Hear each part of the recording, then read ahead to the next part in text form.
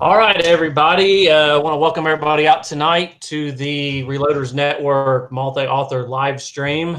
This will be the first time I've hosted it on my channel due to some YouTube circumstances. Shut my other computer down here. But we got a small panel starting out. Hopefully we can get some more joined in. Generally, we just talk all things reloading. We've got the side chat going, so anyone out there can ask questions or whatever. We'll try to pay attention to it. But Loads of Bacon's generally in charge of this thing, and I may just let him kind of moderate it like normal. But here's my moderation. Over to you, Josh. Like I said, we do this once a month, usually the third Saturday night of the month, and it's on Loads of Bacon's channel generally. That might float around a little bit in the near future, so just kind of stay tuned and be aware of the notifications and announcements. So with that, I'll turn it over to somebody else, and we got Tim here, so good evening, Tim. That means talk, Emperor. Uh-oh. Oh, someone took his sound. Oh, he forgot. Well, I will throw out there that we tried to get this thing onto the 243 Outdoors channel several months ago. July, I believe. Yeah, it was July, August, maybe back in last summer when the weather was slightly warmer. And I can't remember what I think you were out of town that weekend or something. Yeah, my brother's family was going on vacation. I had to drive him to St. Louis, the airport that day. I'd either take him or pick him up. I done it 2 Saturdays in a row. So I've always hoped that if this thing kept going, that it would end up on other people's channels eventually, and then YouTube kind of forced my hand this month. So I appreciate you doing it. That is not a problem. I was just hoping I didn't get the same circumstances you did, but I've been lucky so far.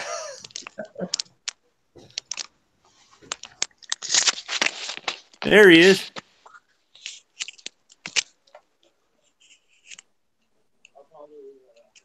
So, Tim, Josh tried to get you to talk about a minute and a half ago, so we've all just been sitting here waiting for you ever since. Oh, yeah. Funny. So, can you hear me now? Oh, yeah. Okay. If I can get this thing to cooperate. Okay, I don't know if you guys heard on last night I was on Uncle Jim's live chat. YouTube took one of my videos away yesterday. And it's silly. It was a year and a half ago, and it was just casting and powder coating. I guess the bulk of them that I'm aware of have had something to do with casting. I guess they consider that manufacturing ammunition. I think they can consider it whatever they want. Yeah, I don't. Did you get a channel strike with that? Nope, didn't get a strike, which was really weird because back, not last November, but the November before that, when I had a video removed, it came with a strike. Yeah, I remember that. Yeah. You kind of quit making videos there for a while after that.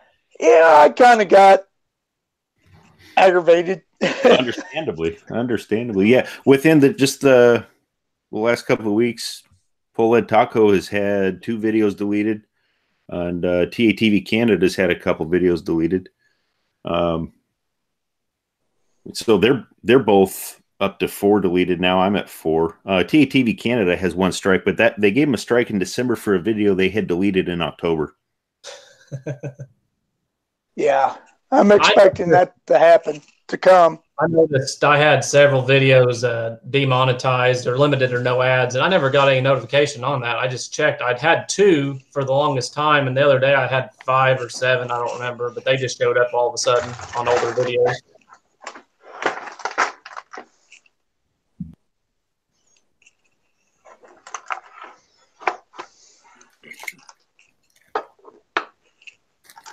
So did you get any winter weather, Tim?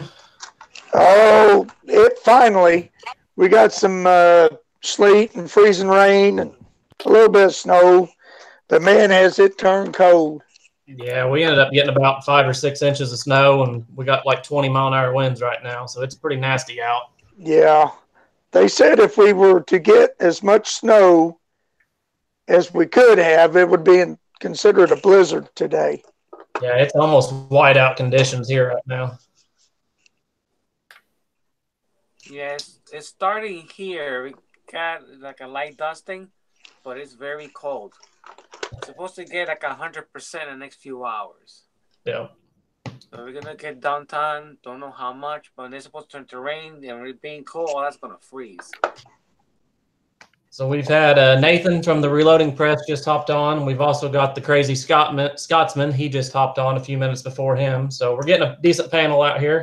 And I don't know if anybody wants to kind of introduce themselves and introduce. Most of the viewers on my channel are probably going to know a lot of you guys, but a few of them may be new too. So we might as well kind of introduce everybody. Okay, I'll go first. I'm Jamie. I do JH586. I do a lot of casting and 35 Remington load series stuff and fixing to venture into 8mm Mauser and 357 Magnum, 38 special type stuff, old school type stuff because I'm old. And I watched a little bit of Uncle Jim's Hat Chat last night. I've never seen Nathan laugh so hard in my life. Yeah, they're trying to kill me. But I'm glad to see Scotsman and Nathan, and there's the big man joined us. Oceans. Yeah, we're getting a full room in here. Hope everybody's doing well. Y'all talking about the weather. It's mist and rain and about 55 degrees here. I was in a short sleeve t-shirt all day. And before this is over, Mr. Emperor, I'm going to give you a lesson on how to cook grits. Well, I wish somebody would. I'm getting tired of honey and butter.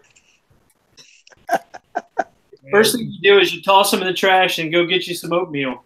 No, behave yourself. Man. I love grits. Behave yourself. It's probably better with bacon. It probably is. Yeah. Beef bacon? No, not that. Just terrible. I don't know about that beef bacon. Chico is in the side chat. Oh, is he? Hey, Chico. Yes. So in the middle of winter, what are you guys doing? I'm sorry, we didn't finish in introductions, but I'm curious what you guys do in the winter for casting, reloading activities. Do you just brave the weather and get out to the range, or do you hide in the garage and make bullets? I see the big man on here. I know that he goes and plays in the snow. I do play in the snow. Can you hear me okay? Wall to wall. All right, cool. Yep. No, it's been crazy cold. I've been trying to do some shooting, trying to do some reload, and I was going to try and get out today, but Snowmageddon kicked in before I had a chance to do it. Snowmageddon, I like that. I'm sorry, but that term's already been taken. That refers to the traffic jam in the metro Atlanta area about 3 years ago when they turned all the streets of Atlanta into a parking lot.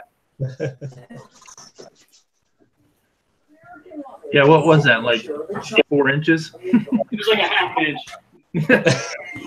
It was a heavy frost. Yeah. It was probably like 3.5 inches of snow, seriously. And Some dude spit on the interstate. That was all it took.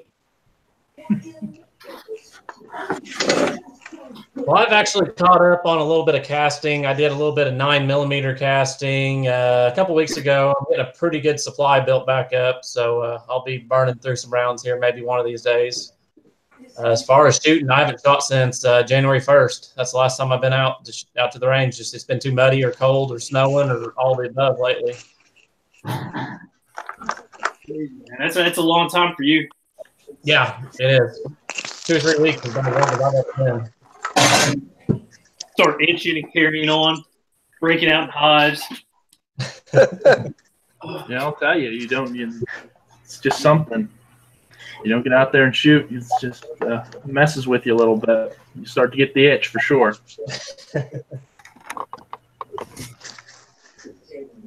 Yeah. Yeah, I don't do much shooting during the winter. I do a lot of grass prep and casting. I do all my. Sounds like somebody's got TV or radio or something on in the background. Yeah.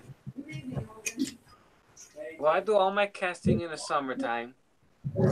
Like that, I have, everything done, ready for the winter. Gives me something to do.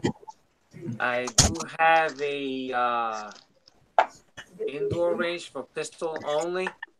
And that's what I do for wintertime for pistol. If it's too cold, if it's like, I can do about 40 degrees. It's not bad. Or 35. Then I go out about 45 minutes away from my outdoor range. If not, I just go to my local pistol range and wait till better weather.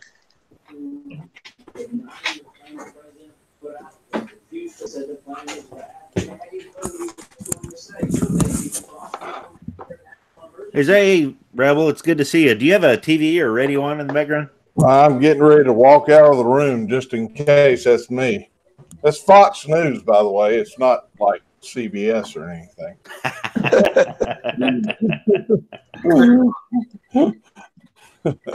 Hang on. Is that better? Still depressing either way. Yeah, no kidding.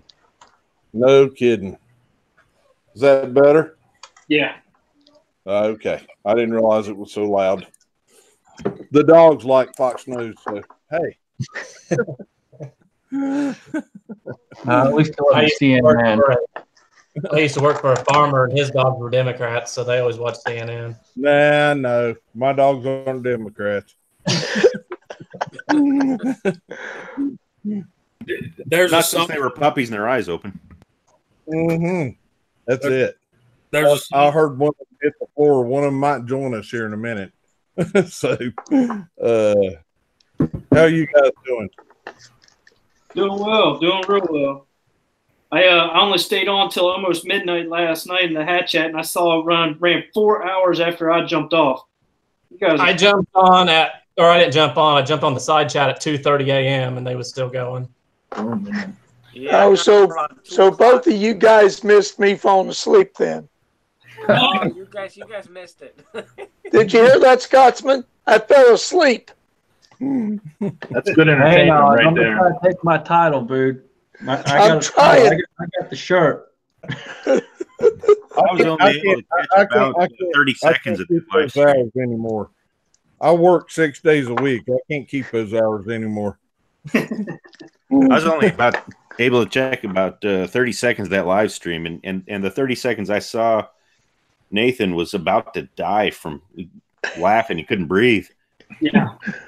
Yeah, the preacher was just tearing him up. Oh, I saw that part today. Oh man, I was dying laughing. Yeah, that straight hit me just right. That was great. I haven't laughed like that in years.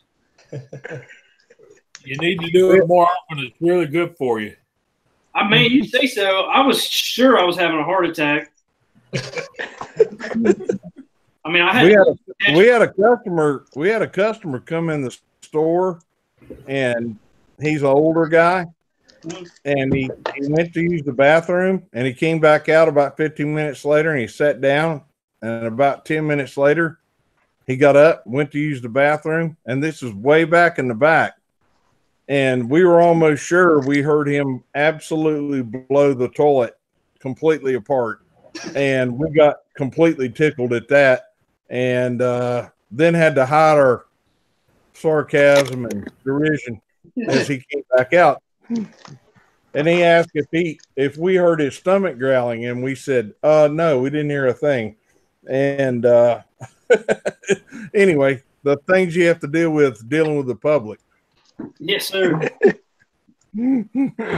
That's almost as bad as having to deal with family when they come visit. He must have had cabbage or something the night before.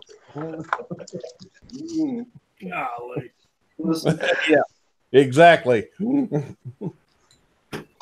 That's why you put an out of order notice on your bathroom, and all the locals know it still works. That's why you put an outhouse about 100 yards away. Guys, it's rain. It started raining here. I've got two rifles. I'm writing an article on one, and I can't get it done because I can't shoot or show pictures of targets because it's been a monsoon here every weekend, every single weekend. I can't catch a break.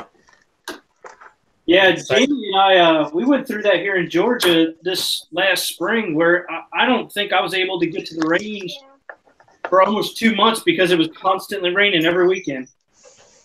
Yeah, that's the way it's been this whole, in North Carolina, that's the way it's been this whole fall through deer season all the way up.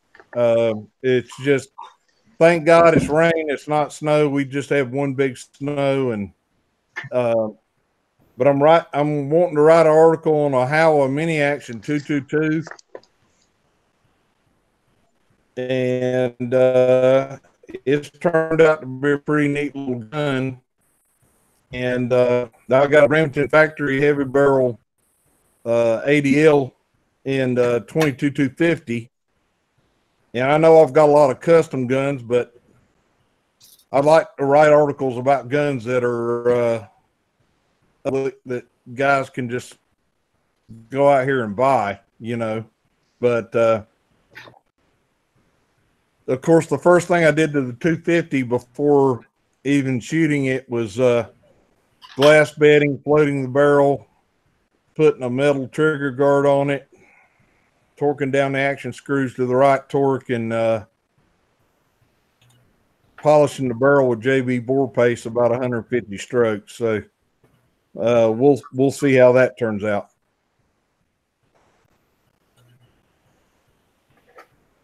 Yeah, them are pretty popular rifles around here as far as coyote and varmint hunting. Mm-hmm.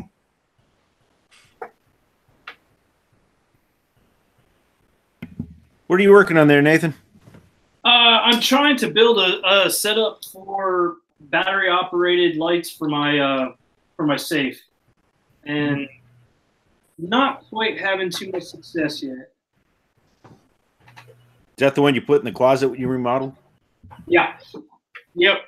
Looking forward to getting something set up here. I just don't know as if it's going to work like this with this controller and all. This is junk I got off of eBay. You know, I know the lights are going to be good. I just don't know if this controller setup's going to be worth it. Got a motion detector on it, or? No, it's got some kind of remote control thing right now. I'm going to do away with all that crap anyway and do just a switch on the door. But in the meantime, I want to get them up and running and make sure that my power source and stuff's going to work. I know Twang and Bang a while back kind of done a video on safe lighting using kind of some Amazon stuff. It was pretty cheap and it looked pretty interesting. Yeah. This thing just... I remember that video. Man, he had a big safe put in. Yeah, that Fat Boy, I think it was. I think my college apartment was smaller than that safe. That's pretty insane. This little 24 gun has been pretty decent for me. I can't complain. Whatever they advertise them at, it usually holds about half that, realistically. Yeah, I mean, it all depends on 24 what, right? Mm-hmm. So the way I look at it for this thing, first thing I put in there, I put, the rifles in there, and then immediately it's, way, way, way too small. And then I figured out, then I put shelves, or put the handguns on shelves, and it's not bad now, but eventually I want to get those sticks, because that's how I think you can get those safes to hold what they're supposed to hold, the ones that kind of hang upside down and go into the bore. Mm-hmm. Yeah, that's the way to do that. There's little racks on the outside. Don't do what they are. They sell safes like they sell tents. So if me and 243 Outdoors are going to go out camping together, I'm damn sure going to buy a 6-man tent because I don't want to cuddle with him, right? You don't want to cuddle with me. Yeah. And a 2-man tent ain't going to fit a fat boy like me. So they sell safes like that. When they say 48 guns, they mean 48 single-shot shotguns. Yeah. I just don't mind bumping together. It doesn't matter how I stack my rifles. Whatever I put in the back, I'm not going to use it, and that's the next rifle I want to get out. I don't know why that is. I think it's because it's funnier that way. It looks like folks want to talk about removing stuff from the barrels. We had somebody earlier asking about the thought of cleaning lead out of a barrel by firing a couple jacketed bullets through it after your cast bullets. And then somebody else is asking about the copper removal. What your thoughts are on that? Copper removal, Montana Extreme is my preferred method. Sweets is pretty aggressive. I don't suggest leaving it in the barrel overnight. Montana Extreme is very good. I think it's a little less aggressive, but I find it removes copper fouling good. As far as lead and lead's the least of my worries. I mean, a brush will remove lead. It's carbon fouling that in the throat that I found the hardest to remove. I mean, diamonds are made out of carbon, man. So JB bore paste, aggressive cleaning. That's what I advocate. Maybe some people think that. I just don't see how a nylon or copper brush is going to hurt a stainless steel barrel. I generally use the Sweet 762, and I don't leave it in the barrel very long. I'll usually run a few patches and let it soak maybe 10 or 15 minutes, and that's about all that's in there. And it seems to work very well. I'm not a big advocate on cleaning guns, but when I do, that's generally what I use. I'm more on your side. I don't clean very often. But when I do, I clean very gently with my with most of my stuff. The one thing I would say to those that are interested, if you're doing a copper solvent and you use a bronze brush, you are going to be chasing your tail. Amen, brother. It eats it alive. Yeah, it gives you a false indication that you've got copper fouling, and then so keep that in mind. And I don't use steel brushes or anything, so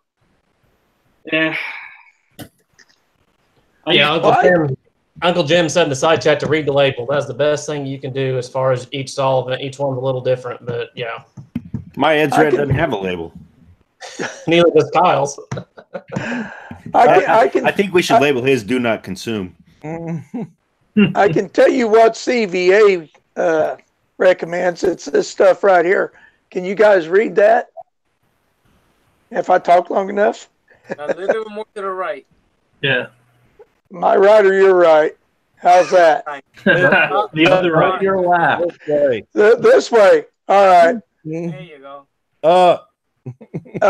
There you go. Well, anyway, it's Redhead muzzle loading ultra clean wonder gel, and this stuff claims it will remove all powder residue, plastic buildup, copper and lead deposits, rust, without removing barrel finish, biodegradable, non-toxic, no toxic fumes.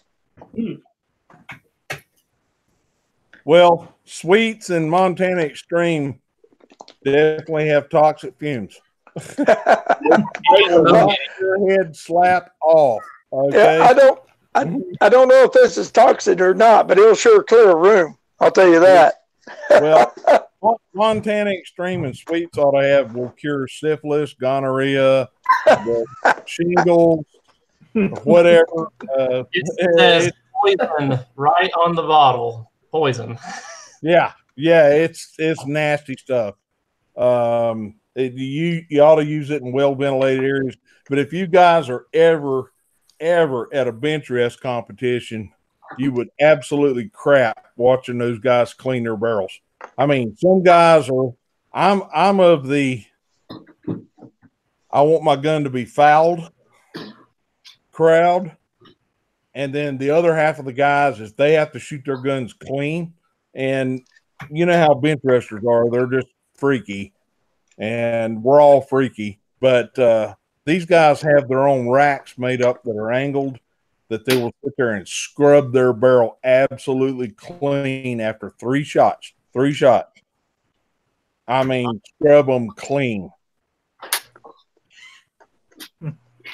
Well, they don't use their barrels for very long anyway, really. They don't give a crap. Nope. They don't care. You know, a barrel is a sacrifice. 3/8, it's time to rebarrel. So exactly. Now my I'm not.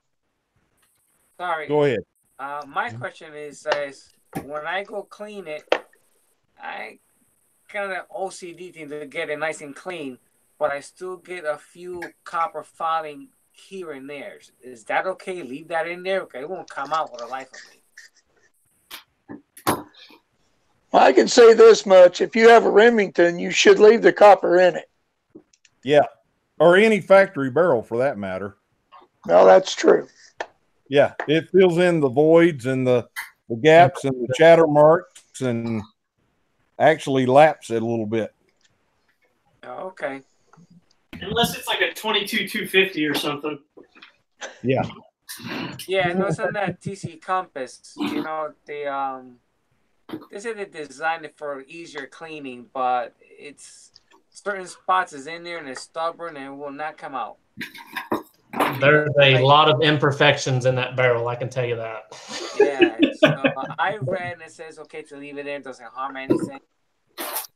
Oh, come on, Josh. Yours was shooting minute of Honda just fine. It was minute of hubcap, maybe. Godzilla.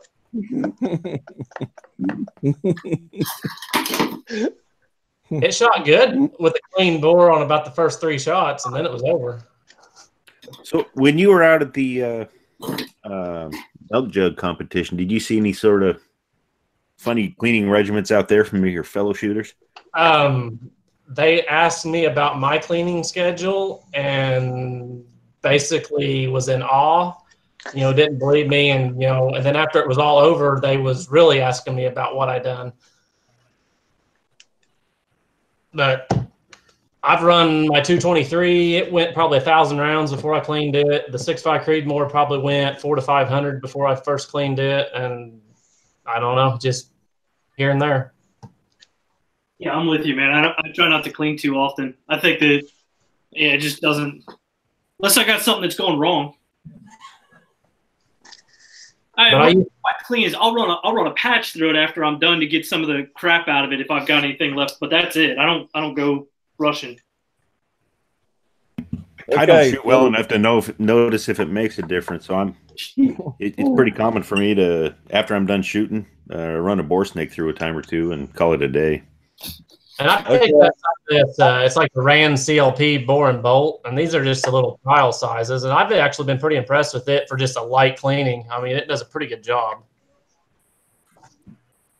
I'll take the devil's advocate here. Running 2 Kruger barrels and 1 Excalibur barrel and 1 Schilling barrel. If they shoot good, clean, cold bore, you want to keep them clean, cold bore. And I'm not a match shooter. I shoot in matches, but I'm not on the competition circuit like a lot of these guys are. Cleaning really doesn't wear out your barrel. It's the shooting that wears out the barrel. So these guys, they'll put 3,000 shots a year down their barrel. So, I mean, how long does it take each one of us to put 3,000 shots down a barrel? And, you know, a pretty long time.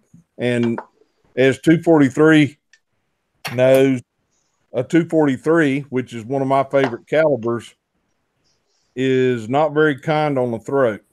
And it will last long in a match shoot.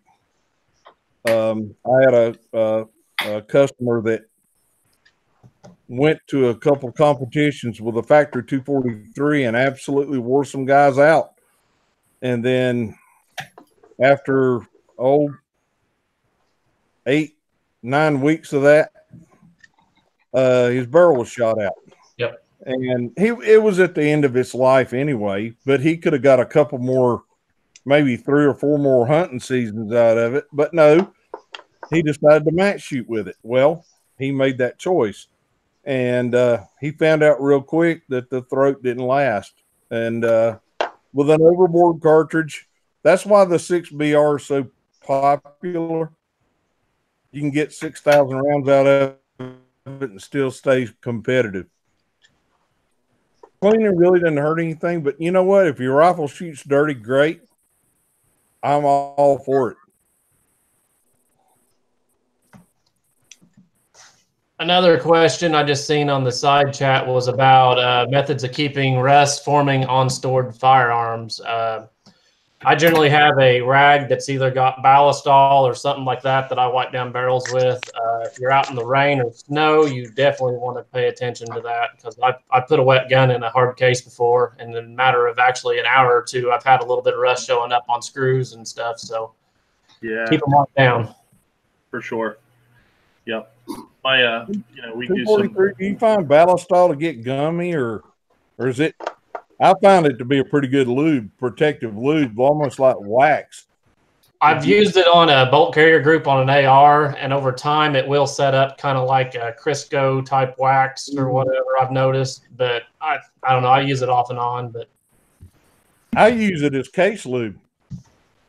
Yeah. Yeah, I use Remington oil on mine. See, it comes in a little kit with a soft cloth, and I put that on it, and then I store it in one of those socks that Bass Pro Shop sells. I forgot what they were called, and that's where I store them in to keep from scratches in a gun case. And I have no problem. They can sit there for a month or so, and I take it out, and it's fine.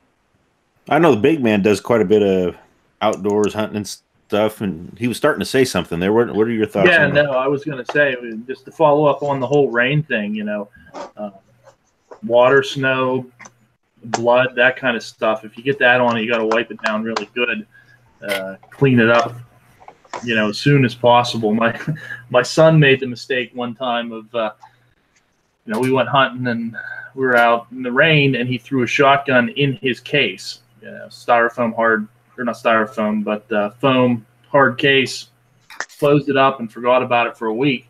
And he opened it up, and that thing was, just rust covered. Him and I had to have words about, taking care of your gun at that point. But yeah,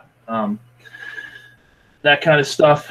Certainly, going back to the gun cleaning and the rust thing, it really depends on the use of the weapon. Like the deer hunting rifles, we pull them out once a year. We shoot them. We take them out hunting, and then we clean them up. Put just regular old oil. We just use Hoppy's oil on them, wipe them down pretty good, and stick them away until next year. I've put these everything you buy electronics got these little silica gel things in there. I put a bunch of those in my gun cabinet in my safe, so that once I get them in there and get them lubed up. And what I use for gun oil is, if y'all do some checking, I think you'll find out that Hoppy's and Outer's gun oil is nothing but mineral oil. So you can go buy you a quart of it at the pharmacy and save yourself some money. But you put these things in there, no fingerprints on there at all. But you get all your fingerprints off with the oil. Keep these in there, and it'll serve you well. Now here's a bigger one, and that's called Humidry, and I haven't used these yet. But I'm in the computer Chromebook type stuff, and I get these in all the time. So I just kind of throw them in a box and bring them home when I get enough of them, and nobody else wants them, so we just use them for what we want. But y'all talking about cleaning guns, and I've told Nathan this. All I use is Edge Red and mineral oil. That's all I'll use. Now I will use some of that this stuff here, the JBs, when I absolutely have to. But I've had this over a year, and I've not used it but once, and that was lapping down a new AR build. So there's still plenty of it. Guy gave me this, so. Yeah. Sorry, Jamie. The Edge Red works good. If I had ready access to those silica packets like you do, I'd probably use them. But I ended up getting some of those that you can. They're in the cans and you can dry them in the oven. Yeah, there's one. I think I got them from Canon, from Tractor Supply, made by Canon. Those things work like a champ. Well, the bad part about these things is if you'll take a close look at them, it says "Do not eat." You understand what that means? Somebody ate it. Sometime in the past, the Emperor brought a ball of grits out of. You know, it does look like a salt package, right? Man, they just look so appealing too. Man, ingredient. That I gravy, will it, buddy? No. I'm surprised nobody's mentioned G96. That's kind of my my spray oiling of choice is G96 on a silicone or real rag, and that does really well for me. I've never had a problem with it gumming up. That's the same stuff Uncle Jim was showing one time, right? Yeah, G96 has been around forever. It's an amazing thing. You can use it for cleaning as well. I use Croyle, but the G96 is a little expensive, but I love that. Coral's good for rust removal. Yeah. Dude, it was so funny. I had a guy busting my chops about it one time. He's like, "All right, you don't clean with that. How's it going to do anything? It's a penetrating oil." And I'm thinking to myself, "You just said penetrating oil, jackass. Like, how do you think it's going to clean?" Like, I had never had problems with that. It works like a champ, and it doesn't like over clean. Because I have a couple guns that revolvers that right in the forcing cone lead a little bit. And if I clean all that out, then it'll build right back up there and it'll run tracks up into the barrel. If I just clean the tracks out and don't mess with that area, they run fine. It's a weird Rugerism with the cylinders being the wrong size on one hole. But yeah, I've never had a problem with Coral. That stuff works great. Yeah, it does. Does anybody use my magic mix for breaking in an AR? Is automatic transmission fluid and synthetic 0W nothing Castrol. Mix it together 50-50 and it runs an AR, breaks in an AR like a champ. Wear an old t-shirt when you do it though. Yeah, Ed's Red, a good portion of that is ATF. Yeah, it is. It is. If Fuzzy says he's surprised that I don't chime in about the wipes, about wiping down my guns with bacon grease. Fuzz, most of my cleaning is done with Ed's Red. I've got some other stuff on hand, but most of it's Ed's Red. But a lot of my oil, I've got a gun oil that I use. I'd probably just use mineral oil, except this stuff claims to be 13% pig fat, and it has worked well. So nothing like lard.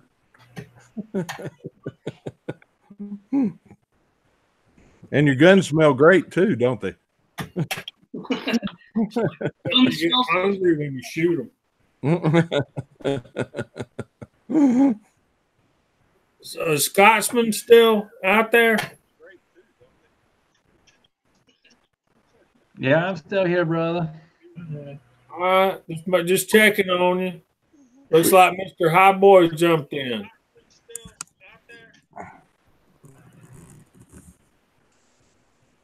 Fuzz asked a question about getting lead buildup with powder coated bullets. I don't have any powder coated bullets that are leading, but I don't just use PC bullets. I've got several different loads that are developed with standard lubricized, bullets.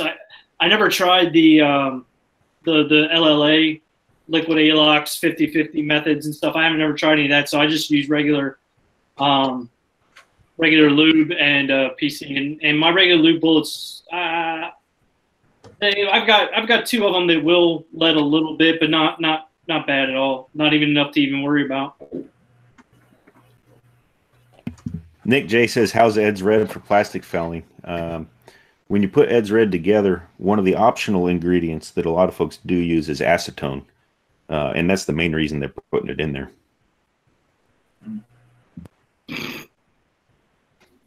KFC for a gun cleaning and polishing. Nice. Finger looking good. Yeah, absolutely.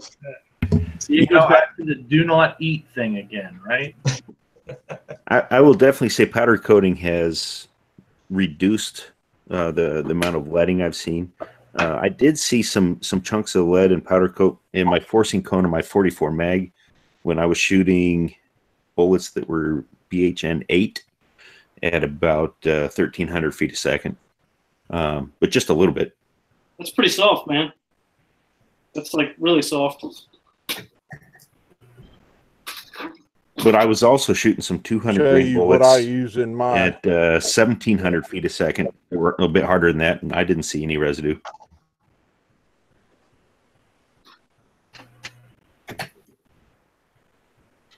I've been gone out of town for a couple of days, and it seems like while I was gone, there was a great debate on gas checking.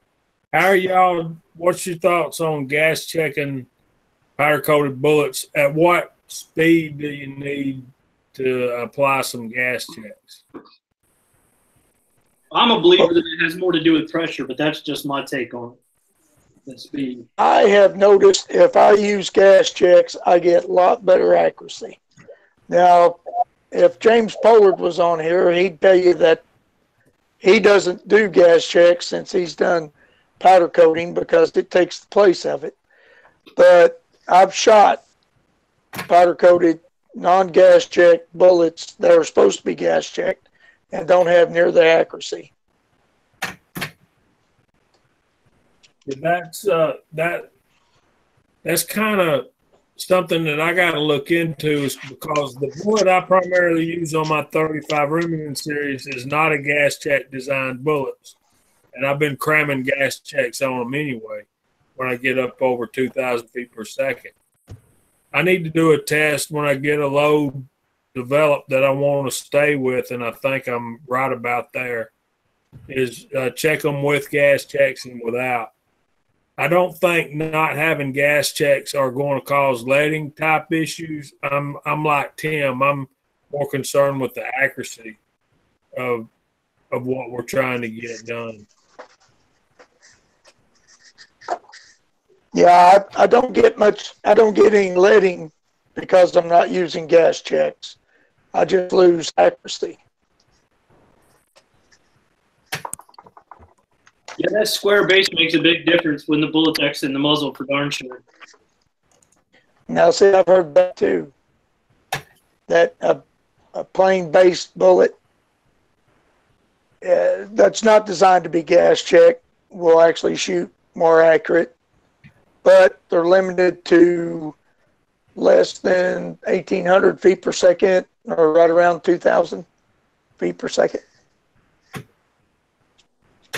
Yeah, I mean, that's, I think, like I said, that comes down to the pressure deformation of the base of the bullet, and causing, you know, the bullet to go askew as soon as it exits the muzzle. Yeah, Living Sensi said something about Richard Lee talking about pressure and relating it to velocity. I've read it.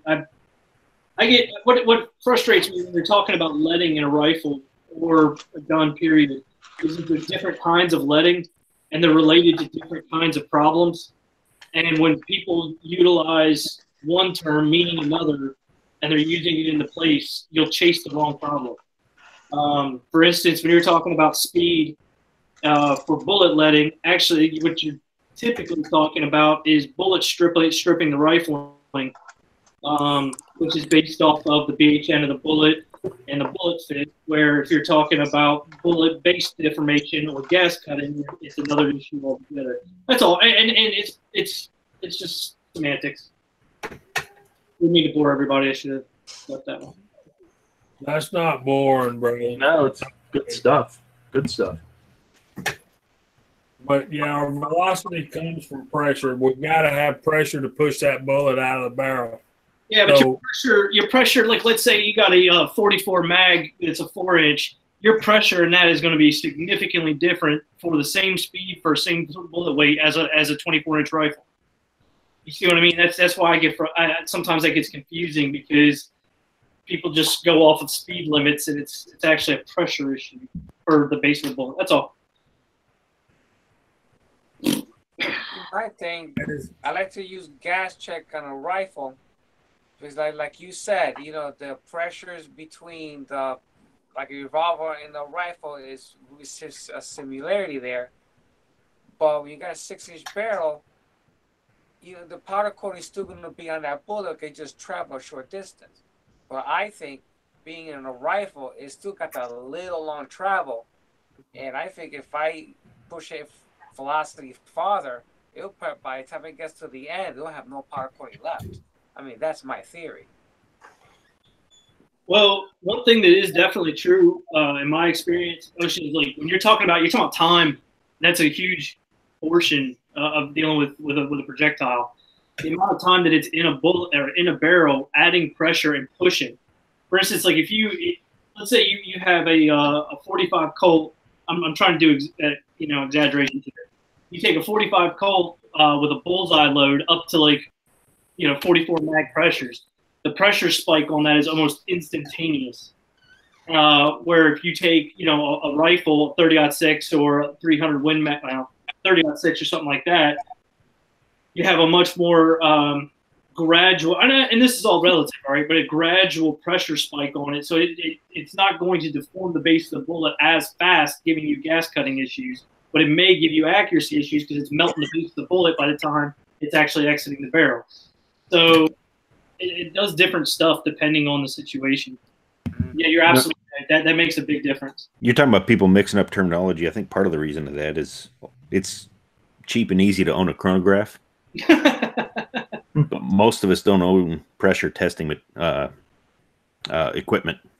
Yeah. Speak for yourself. I have a lab radar. That's not cheap. No, I went to see one, and those things are expensive. Yeah, but how much chamber pressure testing equipment do you have? I have none. None. You're right. It's very expensive. Yeah. And that stuff's going to make lab radar look cheap. Yeah. Oh, it makes. Oh, yeah. Trust me. I'm not trying to sound like some kind of rich guy. Me and 3 other guys went in together and bought a lab radar. I'm just the holder of the lab radar. Possessions 9/10. I could afford it. But it does not tell you what pressure is in that barrel. That's for sure. Yeah, it's one of the things I rely pretty heavily on good load manuals for, is to give me a really good idea what the pressure is actually going to be. Oh, yeah. I agree with that 100%. I wish there was some kind of formula to translate CUP into PSI. But that's just not doable. No. And part of the problem with just translating speed or velocity straight to pressure is that, as Nathan was talking about, you got barrel length, you got, how much time is that thing in the barrel? So really it's not just pressure, but it's pressure over time. There is no direct translation of several of those things. They're related, but you can't go straight from one and make assumptions about the other. Well, Eagle Eye saying use quick load. Yeah, man, quick load's an amazing tool, right? Just wish I had the money and the computer to do it. Eagle Eye was saying something the other day I was reading that was interesting. He was talking about buying basically previous versions of Quick Load. He'll have to chime in to give the details, but basically buying previous versions of Quick Load that are used and then paying for the upgrade. All my machines are Linux machines, so I don't think Quick Load runs on them. I think they have to be Microsoft or Apple, so that's been why I haven't jumped on it yet. Well, you just need to get some developer to come up with a free version of that. Yeah, that's it. I'd probably just buy it, then send it to like some crazy Swedish guy and say, "Hey, do this." Guys, I was going to show you how I mitigate humidity in my gun room, but I tend to lose Wi-Fi. I don't know how much of this you're going to see, and I'm probably going to lose audio, but I'll show you how I do this. I don't know how much of it you can see or will see. Oh man, there he goes. You froze. Yep, he gone. Yep. And he knows his Wi-Fi limitations, though. Like there's an electric fence up there. Yeah.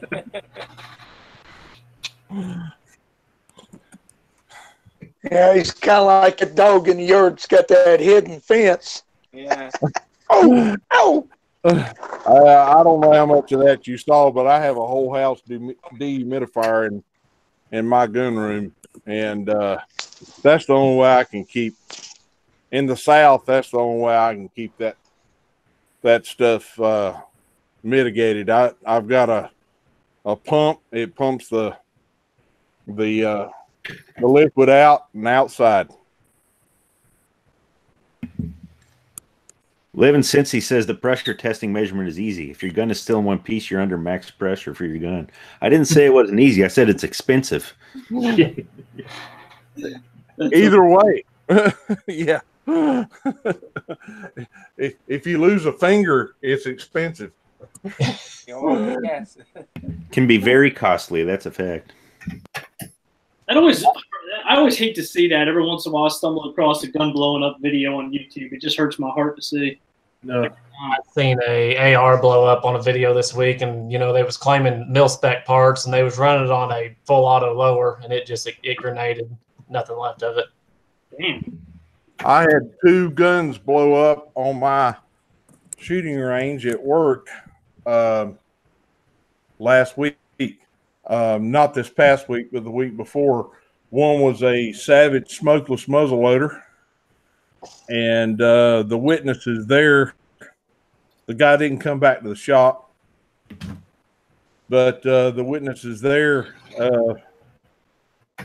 said he was ready to go to Ohio for the late muzzleloader season, and he fired the gun, or tried to fire the gun 3 times. It wouldn't go off. He fiddled with it. When it finally went off, well, he stood up and was shaking his hands, and it split the barrel, blew the scope almost in half, split the stock. I don't know if he double loaded it or overloaded it, what he did, but I have pictures, and it was nasty. And then I had a factory Marlin 17 HMR blow up. The guy bought the gun from me and went down to my range. He didn't buy the ammo from me. He had some early Hornady Varmint Express 17 HMR, and obviously he had a squib load, and fired another shot after it, and it blew the bottom metal and the magazine out, stripped the screws, cracked the stock. Most people said I didn't know a rimfire had that much pressure. I was like, oh yeah, it's got that much pressure. We called Remington. Remington said send the rifle back. They're going to make it good. So we ran a 17 rod down the barrel. He obviously had a squib load, because there's a bullet stuck about 2 inches from the muzzle. I'm pretty sure there's one right behind it. Yep. Good grief. Yeah. That's it's one of the things that worries me when I'm at the range and I hear somebody doing a mag dump. I'm like, man, you're putting all your faith in that ammo, because one squib and you're doomed, because there's no way you're going to catch it in time. Exactly. You're going to need more than sweets to fix that. Yeah. Yeah. Yeah, you're going to need to clean your shorts. Probably a good ER surgeon. Yeah. Yeah. The factory ammo is dependable, and they can make mistakes. And people say I've heard that before. The factory ammo is more dependable than reloads. It's like I don't know how many Remington Thunderbolts you've used, but I will disagree with that. I would trust factory ammo over other people's reloads. Oh yeah, absolutely, because I don't trust other people. But I mean, not my reloads. Not my reloads. You know, but well, and the other thing with factory ammo was the factory has liability insurance. Right. If you got a bolt through your forehead, the insurance is useless. Yeah. If I get a bolt to my forehead, that's on me. Yeah, I'm not a mag dump kind of guy because of it. I just can't. You just never know. Yeah, no. I even try to be careful with it with my pistols. Allowing enough time in between shots to ensure that I'm not, I don't know. It just worries me.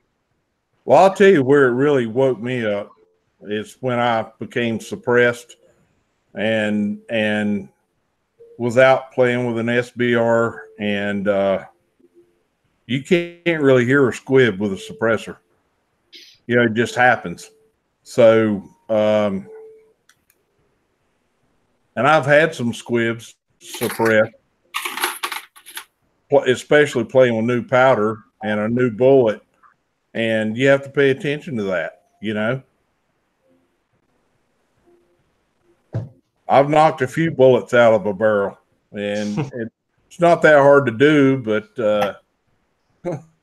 it's fortunate I didn't fire one behind it. Yeah.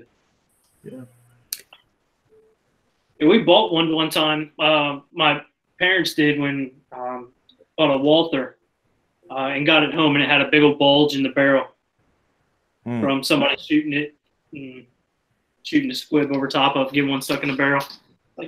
So I had to take that back, but it's a mess.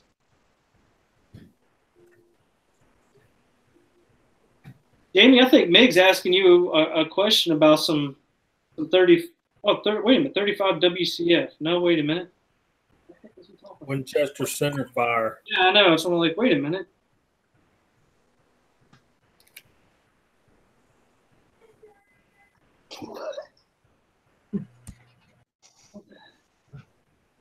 I'm completely lost in the side chat. I don't know about you guys. I'm actually trying to look at it. I'm like, wait a minute, what's going on? Well, here? I was just reading the side chat, and all I'm going to say is no, bad, no. Yeah. Get out of here. Yeah, sometimes I have trouble, walking and chewing gum, so trying to keep track of both. Whew. It's a challenge.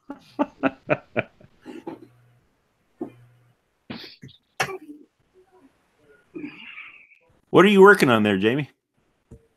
I'm just deep priming some 9mm. That's an interesting. That brings up an interesting topic. I've seen debated, or not so much debated, but mentioned quite a bit. Is it worth it to load 9mm? And 223 sometimes falls in that same category of, you can buy so much for so cheap. Is it worth your time, effort, energy, resources, money, whatever? For me, I say yes. In my area, a box of 50 is like $20. I mean, I could load 300 to 400 rounds, 9mm, and go spend time on a range. And I see people walk in with a box of 50 and they're out the door. Because for me, I think it's more I'd rather reload. I save more money. I mean, that's my opinion, but I can see myself spending $20 for 50 rounds. I held off on 9mm for the longest time, and as far as loading, jacketed bullets, I wouldn't do it because I could buy the factory ammo so much cheaper. But getting into the casting and as a reloader, all of us, we enjoy doing this. So it's just another caliber to add. And 223 was another reason. Loading full metal jackets, you can buy those dirt cheap, but when you get into VMAX bullets and probably some VMAX bullets, 20 rounds, pretty high, and you're loading them dirt cheap. So that was kind of my thought on those two. It probably depends on what your goal is as well. If you're just buying 223 just to plink, right? Reloading it isn't probably what you want to do with it. But if you're trying to do more with it, trying to get some accuracy out of it, things like that, that's, I think, where your reloading would come in. Just my 2 cents. My AR loves Wolf Gold 223. I mean, that is dirt cheap ammo. Shoots minute all day long at 100 yards. I mean, the velocity's all over the place. But, I mean, and the bolt gun, it hates it. I mean, it just absolutely hates that Wolf Gold. Yeah. Yep. Well, I'm blowing up groundhogs, so I'm loading VMAX bullets out the butt. So, you know, it's, for me, it's 223 is a reloader's option. 9mm, I sell it at the store for $10.50 for 50 for federal white box. So I'm not there yet. Yeah, I got 9mm dies, but I'm just not there yet. I did the math, and it cost me about $10 to load a box of that's include lead primers, powder. It cost me about $10 for a box, so it's about half off. But it takes time, you know. I don't know. I mean, it depends on what you want to do. Like Big Man was saying, you know, if you're looking for better ammo, then yeah, it's worth it. If you're just looking to blow ammo up, then probably not. But I heard that. Yeah, better ammo. That's what it's all about. I was curious if folks end up there. I'm seeing a couple of comments in the chat where, you know, folks that can't buy online anymore, or, you know, some of these states where you're going to have to start going through background checks and, you know, blood samples and everything else just to buy a box of ammo. Casting and reloading starts to make a whole lot more sense for some of those things. Yeah. Yep. At least until they start making you go through background checks to buy components. Wait, I shouldn't have said that. I'll give somebody an idea. Yeah. Yeah. Hush. Well, you know, it's funny because I've known guys before, a couple guys that I met down here even. You go inside their shop and they'll have hundreds of pounds of powder. You know, they're not going to need. They're never, especially those guys, because they typically don't shoot that much. They're never going to need components again. And that's what good. are you trying to say, man?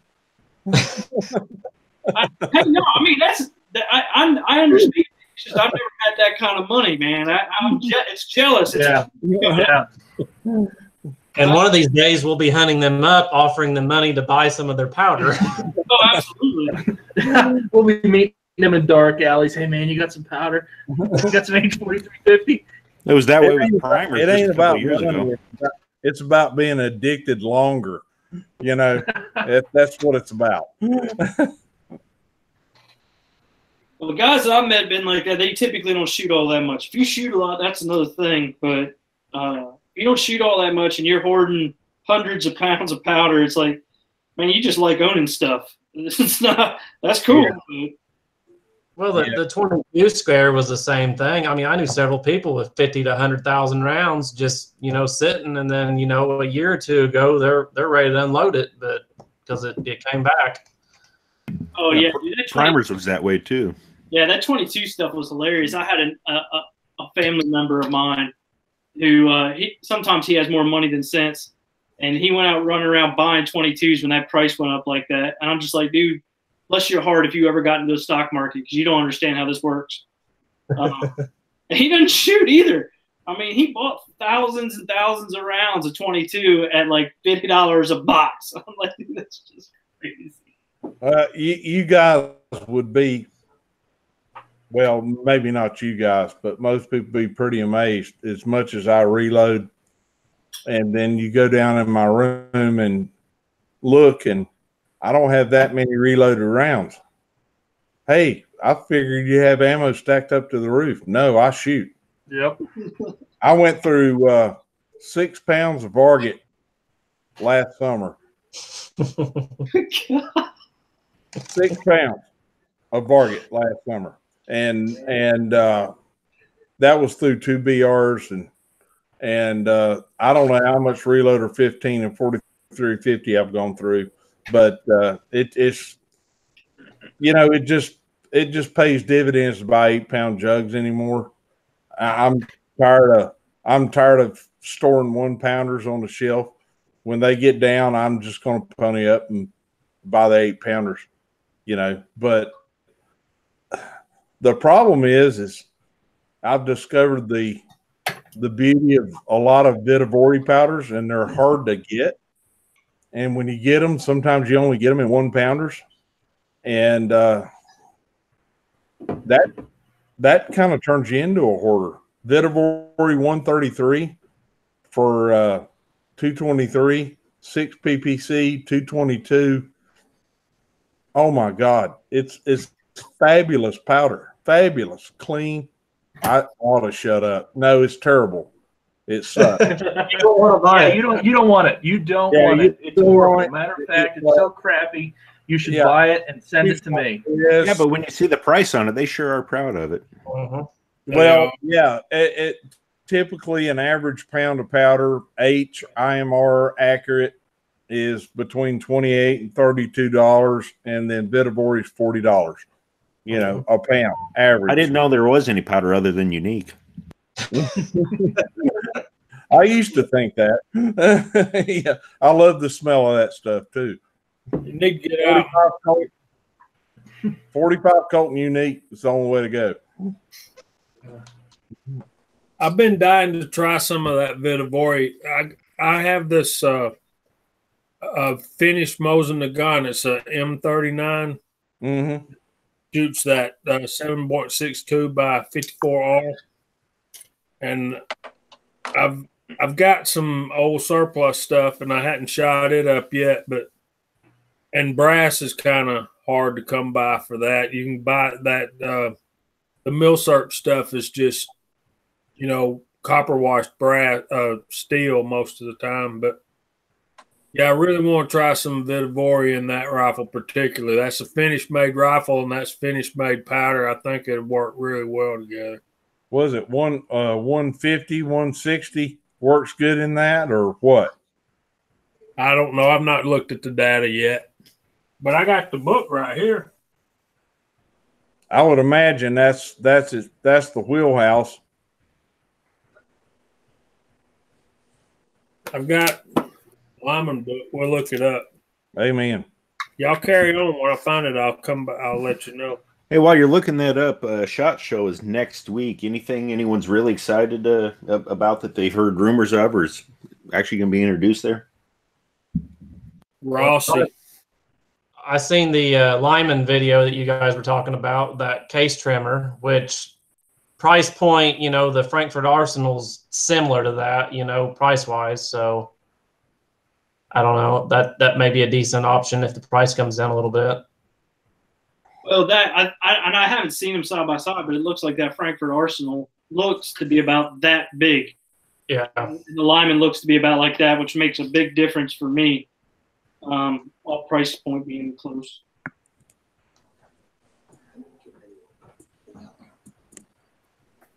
You can tell we're a funny group when we're talking about stuff coming out at SHOT Show, and the first thing we talk about is a case trimmer. Yeah, no doubt. I don't know. I haven't heard a lot about, but I'm not in that circle, right? So I don't know what new guns are coming out and things like that. It's just not usually in my circle. I mean, you know, you want to get me excited, man. Find out that they're actually going to bring back, like, you know, H&R single shots, you know, handy rifles. Oh, that would be beautiful. Yeah. Well, CVA's kind of taking that ball and ran with it, you know, with the H&R thing. And I don't know. We'll see what happens now that Freedom Group's no longer into it. Yeah, I saw something about the Colt King Cobra. I saw something about Mossberg coming out with one of the Mini 9s. Yeah. Yeah, it's out. It's on the market. Yeah. Frankfurt Arsenal is releasing their first press, but it looks remarkably similar to that. I can't think of the one that kind of floats. What is that? The Axis? Forster Coax. Forster Coax. Yeah, that's it. But Rebel, they got for 7.62 by 54R. They're showing N140 and N150 both for the. They're showing both of them for the 174 grain jacketed round nose and the 180 grain jacketed soft point, which is probably what I'd be loading in mine. I've got some of those. But for all the other bullets, it's just N140. Well, if you get a hold of some, you'll really like it. It's really clean, easy metering, kind of kernel powder, you know.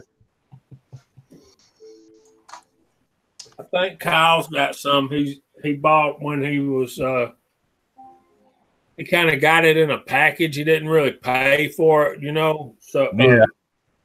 So he I think it was at an estate sale. He bought a bunch of powders and reloading stuff, and some of that was in there. So if it still smells good, I might try to use some of it. Hey guys, I want to show you something. Stay in the Wi-Fi this time. Here's a new addition to the family. Oh my goodness! He's yawning. He's my little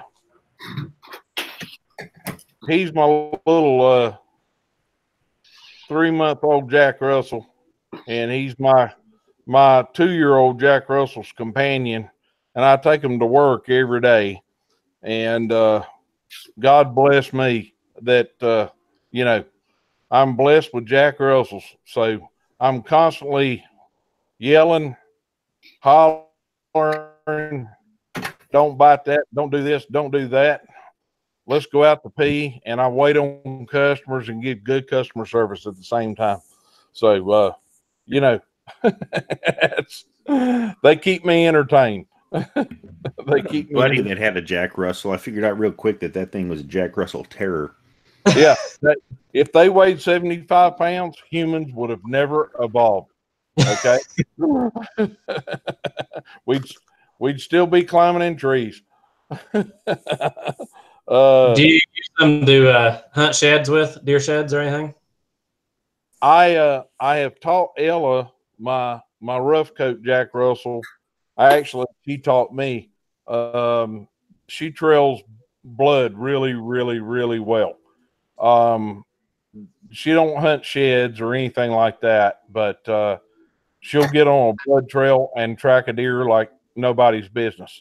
And as long as I keep her on a lead, because the Jack Russell only has one gear, and that's forward, they have no recall whatsoever. They're not like a bird dog.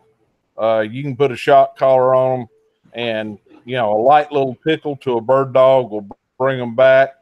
You have to almost break a Jack Russell down to its knees before they realize something's going on. They're terriers. I mean, if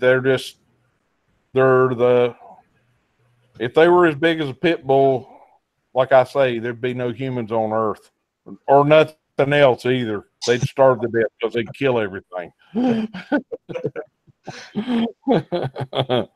There's no backup in them. So, yeah, they're pretty high speed for sure. Yeah. Yeah. Well, it keeps me young. I think it would have the exact opposite effect. It would make me old. Well, it's making me pretty old too. I mean, look at him. He's all curled up, and my older one's over here on the couch looking at me like, why you got him on video? Why is he so special? So, you know, it's constant, never ending. Yeah, Mom's right here as well. She was confused because of my camera placement today, so she was trying to figure out how she was going to get to the bed and not hit any power cords. So I had to let her through, then she laid down. So she's been over here dropping bombs while I've been on the chat.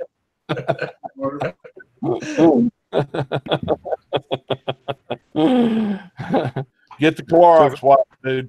That is the gassiest animal, and she's pretty good when you settle in on her food stuff. But we had an experimental food there last week, and she's been, whew, tear you up. Oh, experimental food. That's a recipe for disaster there. Yeah, absolutely. I totally agree. That was not me that did that. That's what my customer was on. Let's go back to the original conversation. That's what my customer was on earlier in the week when he blew up my toilet. Evidently, it was an experimental diet. Yeah, Ella, my oldest Jack Russell's got a food allergy, and I have to really watch what she eats. Otherwise, it's bad, really bad. Hey, for folks not familiar with the Big Man's Outdoors channel, he's been doing a lot of work lately with a Valkyrie. So, what do you got coming up next with that Valkyrie? You keep experimenting and playing. What's next on the menu with that? So, I'm still trying to work out to try and find a decent load. I'm going back and forth between heavier bullets and lighter bullets. I'm trying to work out something with an 80 grain, but right now, I mean, weather being what it is, I'm just trying to get a good load at 100 yards, something decent, and then I want to start taking it out. My goal is to take it out to 1,000 yards. My number one reason for buying that rifle was, long range shooting, maybe some woodchuck hunting, things like that. But as I started playing with it and watching some of the long range shooters here, it just kind of piqued my interest. But so my goal is to start still doing load development. Once I settle on something that's decent, playing around with a bunch of different, like I said, different rounds, start taking it out, stepping it out, and working on my shooting skills in general. So I really liked your primer work, man. I thought that was really well done. Oh, thank you. That just kind of happened. I read a little bit about it here and there, and just was looking for some velocities on a particular load that I wasn't getting, and I had bought, making up words here too. I had purchased, let's say that, different primers and never used them. I've always just, in working up loads, you only want to change one variable at a time, and I didn't want to deal with primers as the variable. But yeah, I just wasn't seeing the velocity, so I'd figure I'd play around with some primers on the same powders and see what happened, and it showed itself. Well, I just liked it. It was just interesting how they had different, I would say, curves to them, where some of those primers seemed to be quite flat or steady, where I think it was the AR match was like really steep and kind of an odd looking curve to them. No, actually I think that was a Winchester small rifle primer, but yeah. And I mean, my chronograph probably isn't the best, so you have to take all that data with a grain of salt. I mean, it really could be flat, and it's just not showing it that way, but it's just the way the data came out. Yeah, it could also be that, at a certain load, at a certain position, it just was having a harder time igniting powder. It's an interesting topic, man. It's one that you hear all the time about guys, fine-tuning loads with seating depth and neck tension and stuff like that, but I've never heard anybody trying to fine-tune or quarter-tune a load using primers. I think it's genius. And then, like I said, I just was reading and I read all this stuff. Oh, primers make a difference in pressure and velocities, and it was actually a Titan reloading email that I was reading. They put, they put out their monthly, I guess, promotional emails, and usually at the bottom of it they have just some component of reloading that they talk about, and I think it was December. It just so happened to line up that they were talking about primers, and the guy that was writing it said, primers can make a difference of 100 feet per second, velocities, blah, blah, blah. And I thought, well, give it a try, see what happens. The only person I can think of just off the top of my head that's done any primer testing like that on video was Johnny's Reloading Bench. Bolt Action Reloading, actually, he had commented on.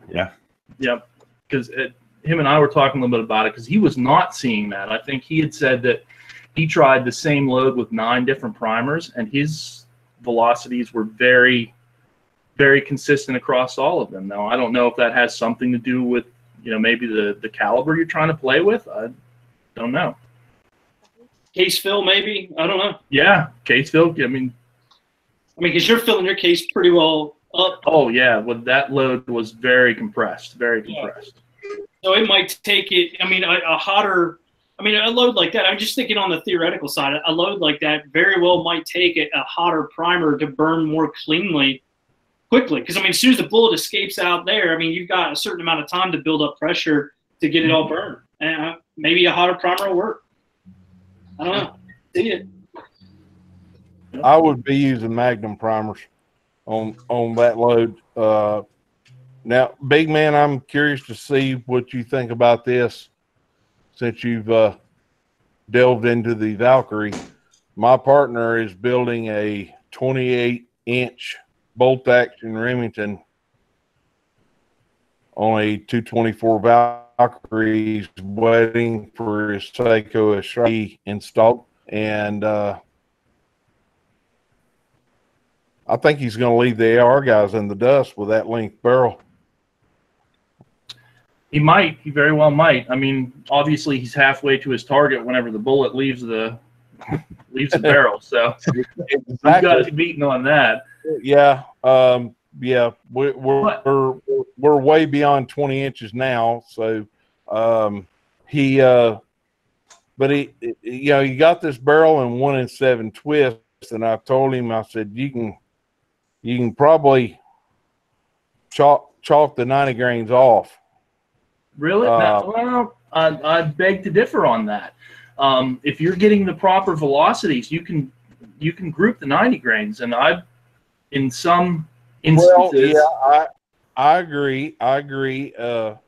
It's not just about the weight of the bullet; it's about the length and the profile of the bullet, about how it stabilizes. So, I told him don't chalk those off the list, but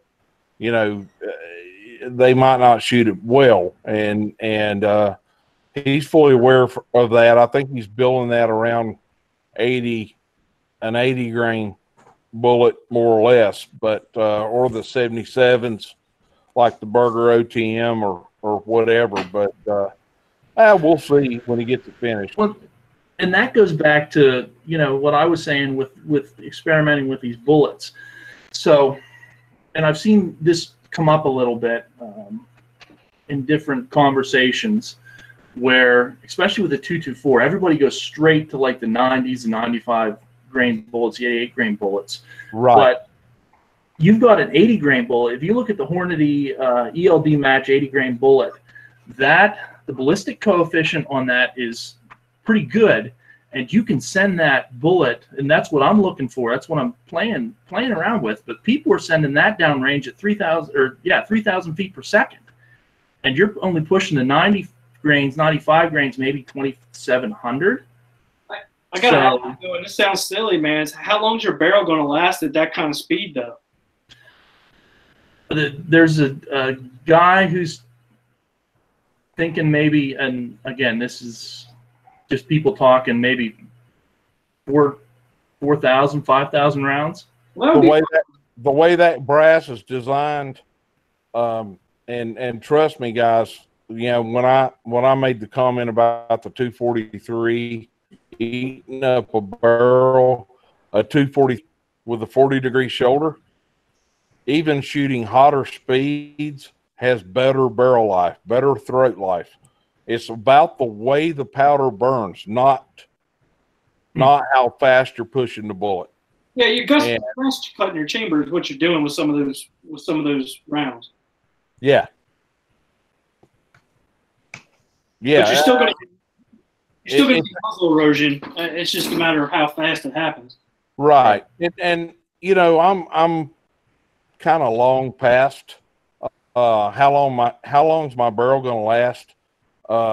I'm sort of, it shoots where it shoots, and it is what it is.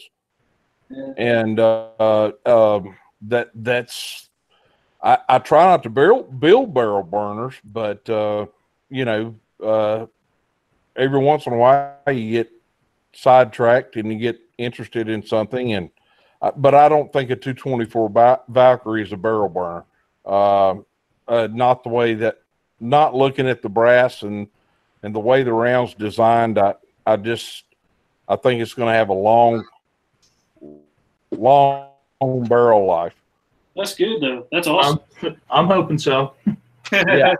Well, I mean, all you can do is, I mean, as a gun shop owner, I have a Hawkeye borescope, a $1,500 borescope. I check guys' rifles all the time for free. You know, if you want to bring your rifle in there and ask me, is this thing shot or what? You know, I'll look at your barrel. You know, that's fine. That's a customer service thing. And I'm by no means a gunsmith, but I know what a crappy throat looks like. You know, fire cracking and erosion, and it doesn't take a rocket scientist to figure that out. You know, once you've looked at a few hundred, you kind of start knowing what's not cheating and what is. You know, and it happens all of a sudden. Like I said, my friend's 243, like a fire, 1 minute, and the next minute it went in a refrigerator and you sent a chunk down the board. That's what happened, you know. And I proved it by putting the borescope down it and sending, you know, and it was gone. It was absolutely gone. And the thing with the 243, you know, by nature, it's overboard. It's a 308 neck down to a 6mm. What you want to look at is the throat. Okay, all right, we got some firecracker, but the throat don't look that bad. Now look 6 inches beyond that into the rifling, and that's where the real fireball occurs, where the real heat occurs, and that's where you'll see a lot of erosion in rifling, at least with that caliber. Now, I can't speak of any other. I've never seen a 308 shot out, ever. Not in my experience. But a 243 or a overboard cartridge of that nature, and I would even say a 260, look at the throat and then go beyond that and look 6 to 10 inches beyond that and look where that real heat occurs, and you'll see some erosion there as well.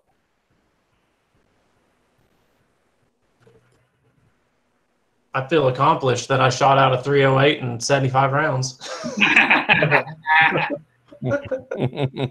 I've seen some terrible throats on some 308s, but I think that might be just more corrosive ammo type stuff or something. I didn't even need a borescope because I could see it just looking down the barrel.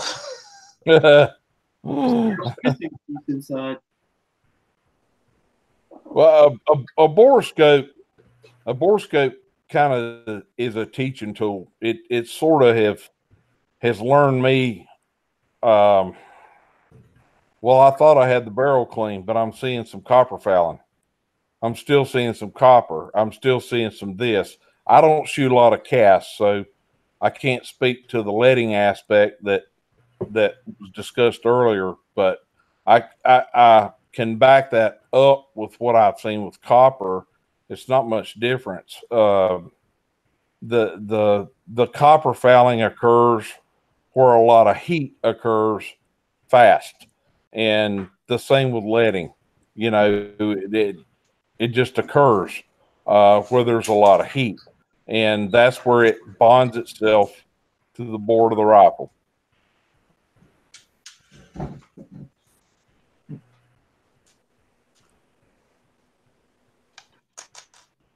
So Bacon, what you been up to, man? What are you fitting to do?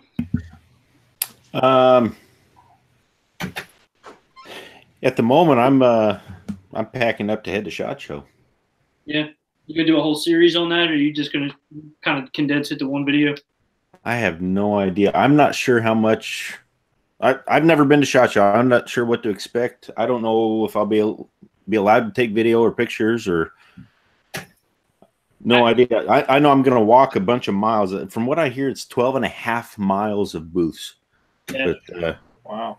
I plan on taking a whole bunch of Reloaders Network business cards and sticking them in people's hands and trying to get part of the industry to pay attention to the fact that a bunch of the folks that they want to be their customers are hanging out on this website every single day and see what they want to do to come partner with us.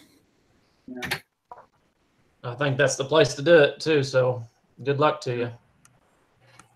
That, and it's like nothing for sale there in theory, but world's biggest gun show. So, go fondle the new stuff.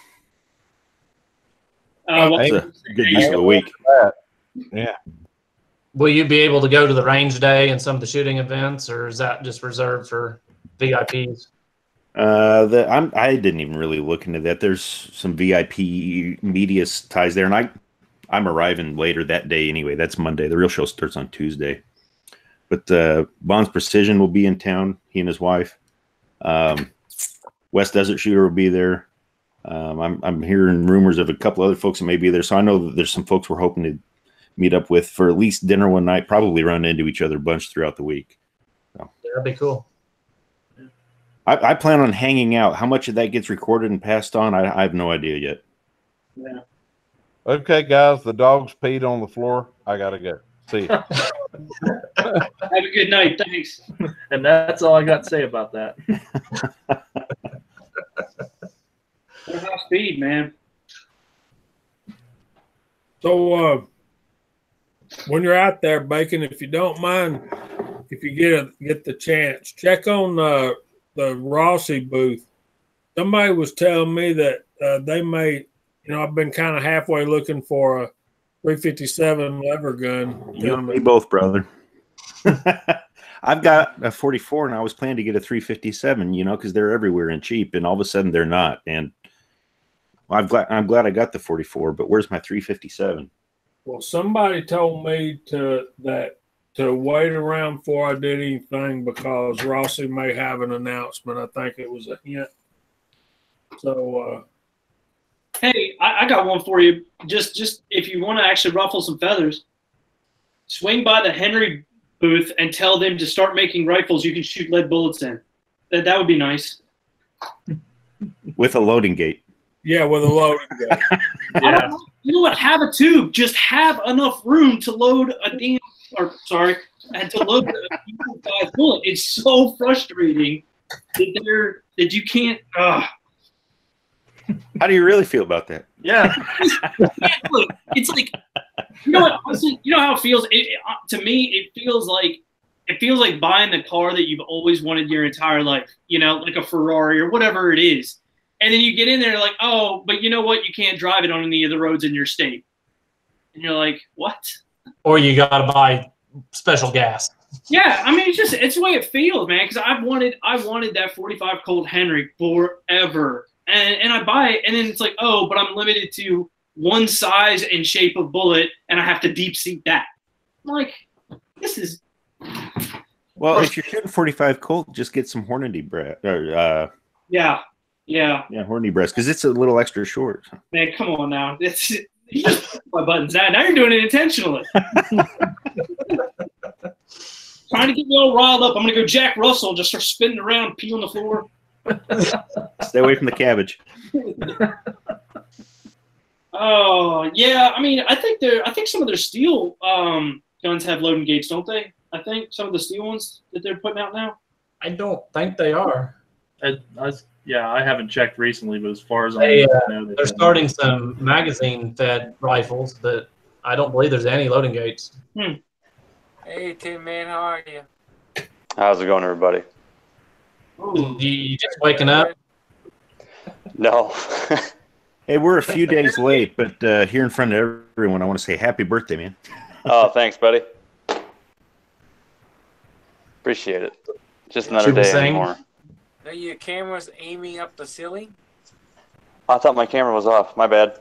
Yeah, you put like a frosty glass, cold water in front of us. Tell us the truth and all the truth. I turned it off before I hit the accept, and I thought it would stay off, but I was wrong. It happens. Georgia Boy said I need to buy a Rossi with an octagon barrel. Man, I feel you. It's just I was really hoping for that American made, you know, and they're so well made. Ah, doggone it. Well, maybe I can be a little bit of encouragement. I've seen 2 Marlin 1894s and 357 Magnum in the last couple of weeks here in my town. They're running around the 600, 610, 620 price range. Yeah, they want those. And if you really want one, you can go buy one from Preacher, but you know his front sight's kind of canked out the inside. So, but the one I held in my local gun shop, it was straight. But the Marlin's starting to become more prevalent out there. They're starting to make them in 357 Magnums, and you can actually get them and buy them. Did it have a micro groove barrel? I don't remember, but I'm assuming that it did. I know both of my 336s. I've got one in 30-30, and of course the one in 35. Both of those have micro groove barrels. Yeah, the 92 I've got in 44. Out of the box, halfway decent gun, but it wasn't that hard to slick up. And once I did, it had a real nice, smooth action to it. So that's one of those guns that if you just want to buy it out of the box and go shoot it, it's not the top of the line, but it doesn't take a whole lot of work to get a pretty good gun out of it. That's what I've seen. I've seen a lot of videos of guys slicking those up, and they can make them. Of course, now money's no object, you can always go buy you a Winchester 1873 made in Japan. Yeah, that's what Ozark says. I need to go buy a Winnie, and I laughed, and then I thought, yeah, I'd like to. I'd like to. Next time I have $1,400 I don't need, I think I'll do it. Yeah, that's the hard part, right? Yeah. Wait, next time? I'm still waiting for the first time. I was going to say, that's actually a problem. Hey, did you guys watch that video with the how much money does it take to stop a bullet? Yep. Yeah. He had me for like a split second. I'm not kidding either. I'm like, what? No. And then when he shot it, I actually felt my like chest get tight. I'm like, wait a minute, no. It was a split second you had me, man. I'm like, wow, I must be really a sucker today. Could you imagine taking that back to the bank with the bullet hole through it all? Be like, hey, it's good. Yeah, I can imagine Taco taking it back to Bank of America. Yeah. I'll be back in like 1 hour with this. Yeah, that was a pretty good play on Taco's part. I thought that was pretty good. Yeah, that took some time, to put all that together. And I was looking at that fake money, and shoot, he probably shot $50 worth of that fake money. I mean, that stuff's not free. Yeah. Yeah, it cost something, so it was money. Yeah, but he's got he's up to close to 200,000 subscribers on YouTube now. His channel's grown very quickly. So, who's this? Kentucky Ballistics. When he went out to California on that Edwin Sarkisian channel, that's when it took off.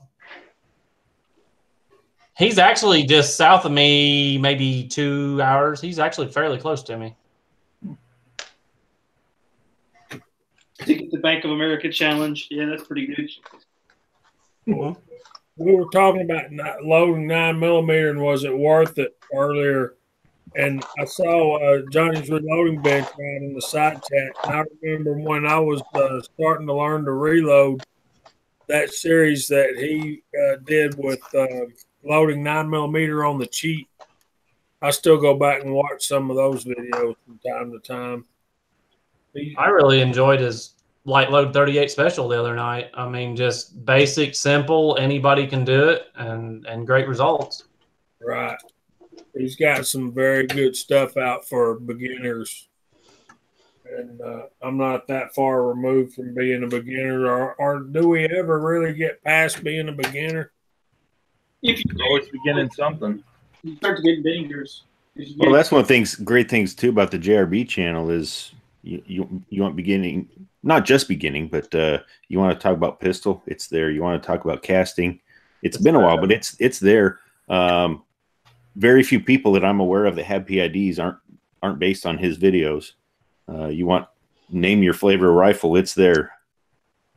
Name your flavor of powder, it's there. Yeah. Building a PID right now from his video. Yeah, I'm looking forward to seeing your take on that, Tin Man. What's that? I'm looking forward to seeing your video on that. Oh, the PID? Yeah. And like I said earlier, I've been out of town for a couple of days, so tomorrow I'm going to go watch Big Man's videos that I missed this past week. I kind of sit still and work and fix these Chromebooks and stuff, so I can go over to my main computer and pull one of you guys up and click on videos and then click play all. I have them sitting there running all day. Oh, yeah. It's kind of funny talking to you guys because I'm so used to you guys at 1.5 or 2.0 speed. It's like everybody's in slow motion tonight. That's a fact. I watch majority of what I watch at 1.5 or double speed. I listen to podcasts driving to and from work, and those are at 1.5 speed. Yeah. So I've never done that. About Jamie could put on JRB's channel and get through 2 or 3 videos in the entire day. Yeah. A lot of good info there, though. I know, man. That 38 special video. I've tried finishing it. I get about halfway or a quarter of the way through it, then something stops me, and then I have to start back over or start. I still haven't finished it. Hell, I think I featured it in my weekly recap, and I haven't even finished watching it. Good video, though. That's a good video, and I really like his stuff, but I'm surprised that YouTube has not come down harder on him. Well, they haven't left him alone either. Yeah. He's had some videos deleted and some channel strikes as well. Yes, Curtis, 1.5 speed makes your blackout supersonic.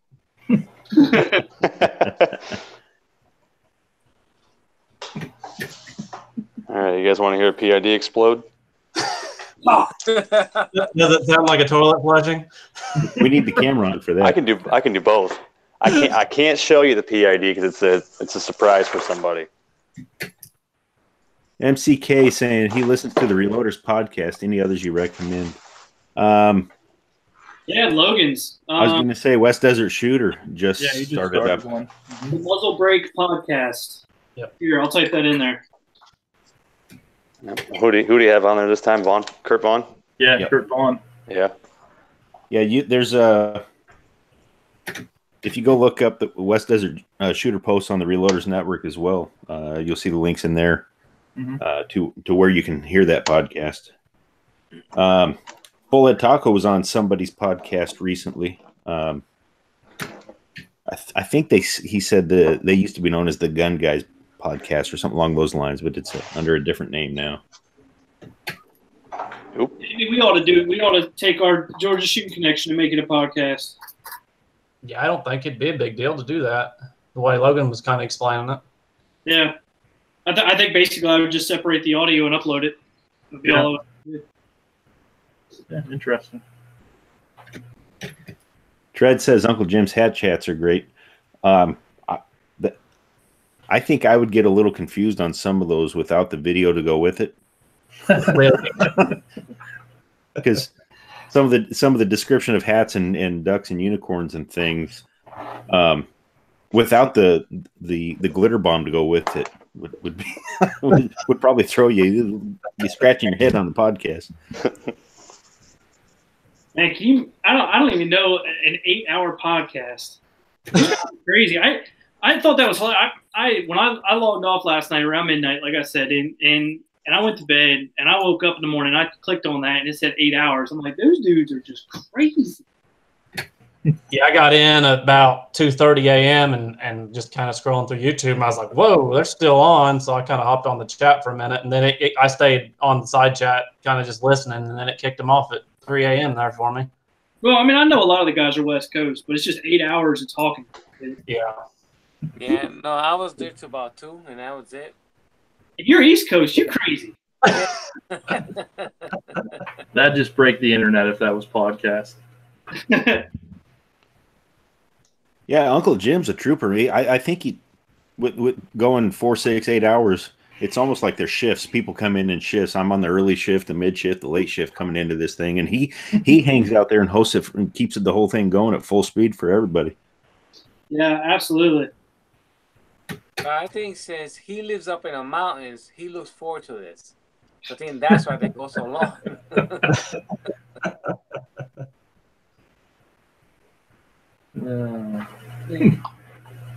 Yeah, I got a kick out of him last night. I've been up in the mountains with my CMA brothers and sisters. And got home and got back to my room last night and put it on my phone. It was pretty comical there for a few minutes. Yeah, you always had me busted up. Yeah, I was dealing with crappy internet. I was trying to do some reload and then had that up on my phone, and it was just cutting in and out. I'm like, man, oh man. Fred, you're right, man. Preacher's always hilarious, though. Layoff is just a funny guy to me. I don't know, there's something about his sense of humor just hits me right. Him and Ozark, you get the two of them together, and it's kind of deadly. So I've been with the two of them together off camera, and it's the same way. Yeah, I can imagine. I think Preacher said they're gonna do, or they have a video that could be coming out here soon on Ozark's channel. I'm looking forward to that. So Nathan, you were asking what I've got coming up. What do you have coming up? Yeah, 450 stuff. Here's what I'm gonna do. I've got the 32 H&R mag series. I was gonna try to get chrono numbers and stuff on everything, but it's just such a pain to get that done. It's so much easier just to go target shoot and just shoot for accuracy. So that's what I'm gonna do, and then I'm gonna switch over to changing one thing at a time with the 450 and see how I can do with it load development wise, and sticking to. And all that stuff, by the way, in case for those of you that are watching that might not know, even though I don't know how you would have found out about this, all of my reloading stuff, all that stuff is just going to be on Gunstreamer and the Reloaders Network. That's where to find all of it, because I'm not going to be bringing it on YouTube anymore. Right. But YouTube will have the Georgia Shooting Connection. It'll have all my the weekly recaps and stuff that's not reloading oriented. But all my reloading stuff is going to be on TRN from now on. That's what I'm doing, man. Are you going to post any kind of like video kind of teaser on YouTube to point towards Gunstreamer? Nope. Just nothing? Nothing. The teasers are getting hit too, because you have to title it so people will look at it, and then when the title comes up, then they're going to hit it for that. So what I'm planning on doing is I'm going to upload it onto YouTube, right? And then I'm going to let Gunstreamer pull it off of that, and then I'll put it on TRN, and then I'll go private on YouTube. Have you tried uploading direct to Gunstreamer? No, not yet. No. I did. You gotta upload a photo also. It doesn't really pick the little screenshot off the video itself. Yeah. I changed mine. Yeah. Yeah, it's something about ball sacks. Yeah, I'm hoping to meet up with the Gunstreamer folks out at SHOT Show. We've had a couple emails back and forth, but I'm not sure if that'll work. But I'm going to try and make that happen. Yeah, the other night he was doing a live chat. I forgot who was it with, and I asked him a question about Livestream. He said they are working on it, but it's a lot of work to add Livestream to their service. It is. I'm looking at a live. I've started looking at doing live streaming with Twitch. Yeah, it's not too bad. It's just such a different crowd over there, right? Yeah. Wow. It's just a different platform where we can drag our crowd with us wherever we want, as long as they're willing, right? People are loyal to you. People seem to drag you. I lose everybody. I go over to YouTube or something, and nobody follows. So, well, that was part of the thought with the Reloaders Network when it started. Was if we're asking folks to go to 17 different platforms, yeah, that's just not going to happen. But if the content creators go to the various platforms, but we ask them to go to one place, yeah. Absolutely. That's why I'm with everything's going to be on TRN, just easier, and I think it'll work out better in the long run. And I've said this before to those that on the chat or whatever that might be interested. I get just as many views on my videos through TRN only as I do on YouTube. So if I load up to TRN, I will get 150 views on a video, and then if I make that public on YouTube, I'll get another 150. So. I mean, and if I just left it just on YouTube, I would get about 150 to 200. So you're not going to lose that many views just by loading up the TRN. Yeah. You might have to pick up some because my stuff's probably boring to a lot of people. Yeah, I noticed that also. I forgot what video was it. It had about 80-something hits on TRN and maybe 20 at YouTube. Yeah. Like, yeah. Big crowd over there for sure. Yeah, that crowd's getting bigger and bigger every month that, Bacon's putting in all this work. And it's all dedicated watchers. It's the same people over and over. So, I mean, we've got the crowd there. I mean, we just got to grow the crowd bigger. Yep. Yeah. I mean, we got some really dedicated, loyal people that'll follow us no matter where we go. So, especially you guys who make good content. I was going to say, if the content's good, the people will be there. Yeah. I'm just looking today so far. Kind of a slow day compared to recently, but about 2,300 page views over there so far, and over 600 people that have shown up. Dang. Yeah, a really slow day is still over 500 people. Some days it's 1,500 people. Yeah, early on it seemed like the weekends were really good on there, and then it kind of changed a little bit. Yeah, the demographics probably going to shift some here and there, but I'm sticking with Bacon's Sunday night at 7 rule. I'm gonna try to make sure I have a video on front page every Sunday at 7. Well, now that you said that, it's gonna have to be 7:15. Yeah, no.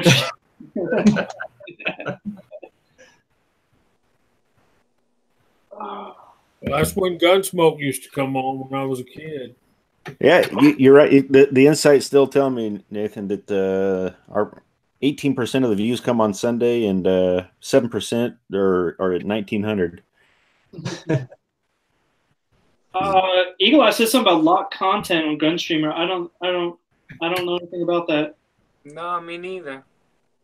Now they have been making some changes with monetization and stuff like that, so there might be something that's just not. I don't know. Maybe I don't understand the question. Yeah, I know the other day the app I have on my phone that wasn't working correctly. It was all messed up. I didn't even know there was an app. Yeah, YouTube had an app, but I haven't seen it work in a long time. But Gunstreamer has a. Yeah. Well, a couple days ago, it was functional. Now that he said that, I'm not sure. Well, I think they started. It's like a Patreon, but it's all through them for fundraising and revenue. And I think it locks out certain content. So I didn't look really into it, but that's kind of what I gathered. It's called Celebritous. We got an email about it. Yeah. 3 or 4 days ago. And I think you can. And again, it's just me talking about what I read, and I didn't dig into it too much. But I think you can spec whether you want to do that as far as like lock content or not, kind of incentivize the people who are supporting that kind of thing. Right. Yeah, I see what you're saying. You got to watch some videos and some channels. That's their own mistake if they do that, right? I honestly, I think that's a big mistake if you do that. But hey, what the heck do I know? I've got a channel with not even 500 subscribers. Hank Strange probably has 1 billion or something. I don't know. Or whoever else has got their stuff on it.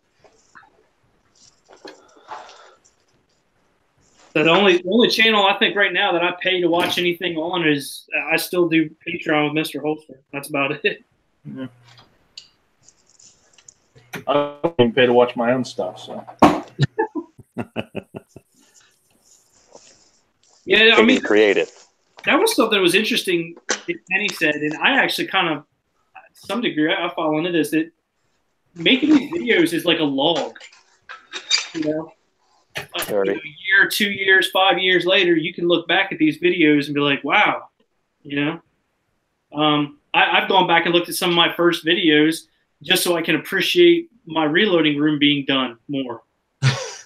Right? Go back to like the green walls and the stuff peeling off, and yeah, and I'm looking up. And how not to build a bench. Hey, now this bench is done and it is sturdy. Dagnabbit. Yeah, you're right, man. That was way harder than it needed to be. Especially when you could buy those butcher blocks so much cheaper. God, what a mess. Oh, and you know what? Just Curtis, I might do this just to get your goat. I'm gonna build. I'm gonna rebuild my deck this spring. I might video it just to mess with you. I'm so bad with woodworking, but I refuse to not do it. Then you know Kenny will build the deck in like 30 minutes and post it that day. That was so like wind out of my sails. It took me weeks to build this bench, and Kenny sends me an email. He's like, "Hey, what size did you, or how deep did you build your bench?" I shoot him a text back, and like that night he finished it. I'm like, here I am, day 37, and yeah, somebody 15 minutes in. Man, it took me forever. I did so many things wrong though. If somebody wants to know how to do something wrong, I think I did it at every point. But I learned. Well, yeah. Curtis says he's going to load the van up and come here just to avoid the trauma. Do it for me. Man, I've got to learn because my brother's the carpenter of the family. I'm just bullheaded enough to make it happen. I will keep pushing forward. So check this out. It was we're only a few days shy of being on Slack for a year. Wow. I got to look, and I think I set up the account. I think it was the 31st of January last year. Yeah, that sounds about right. That's crazy, man.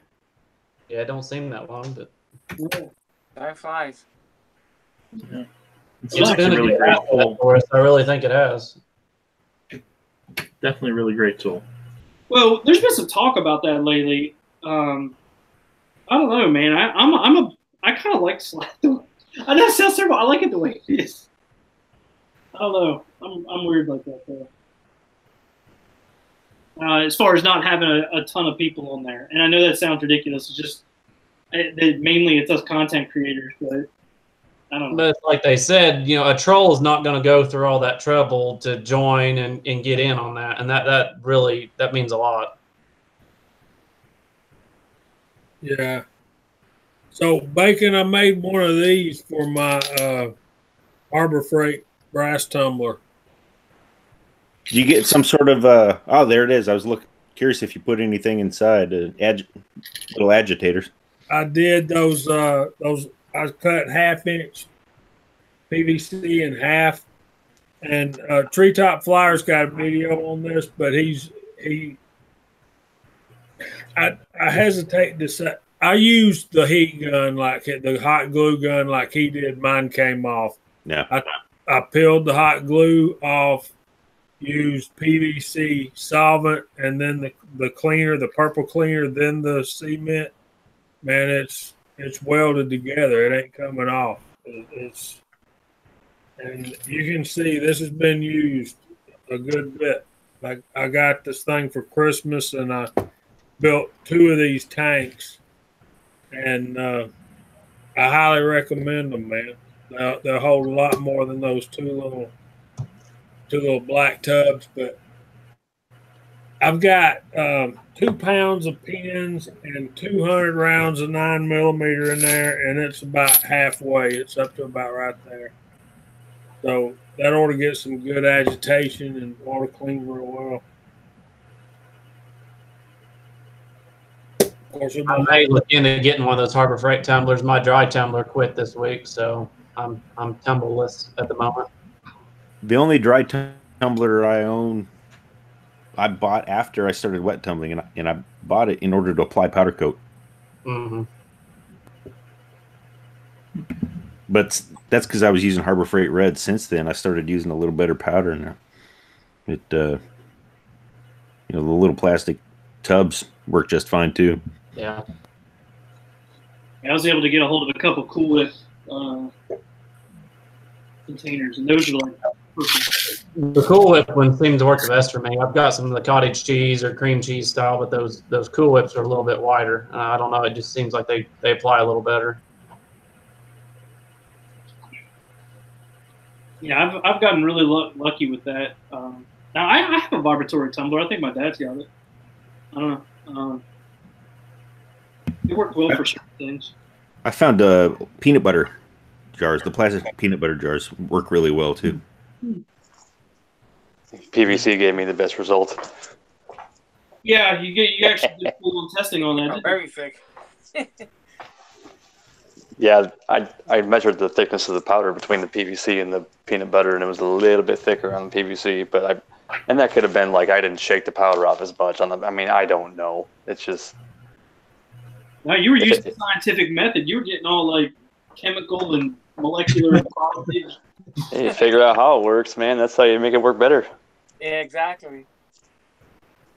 I've been lucky in that I haven't had any problems with it. I remember when we first started powder coating over in the Cast Bullet Forum, I mean, people were straight up just calling people liars. I mean, it was so crazy. It was like the Wild West of reloading. No, not on the Cast Bullets Forum. Man, it was terrible. And people, I don't know if you guys remember the plastic BB portion of this. Mm-hmm. It's funny because I see Charlie still uses them. I've got one tub that has some in there. It's like, no, you've got to get this specific kind from Walmart. And it's like, oh my God, it was so crazy. And, it was really funny. And now I think it's all calmed down to where people are just like, getting something, shaking it up, throwing it out, and they're done. Yep.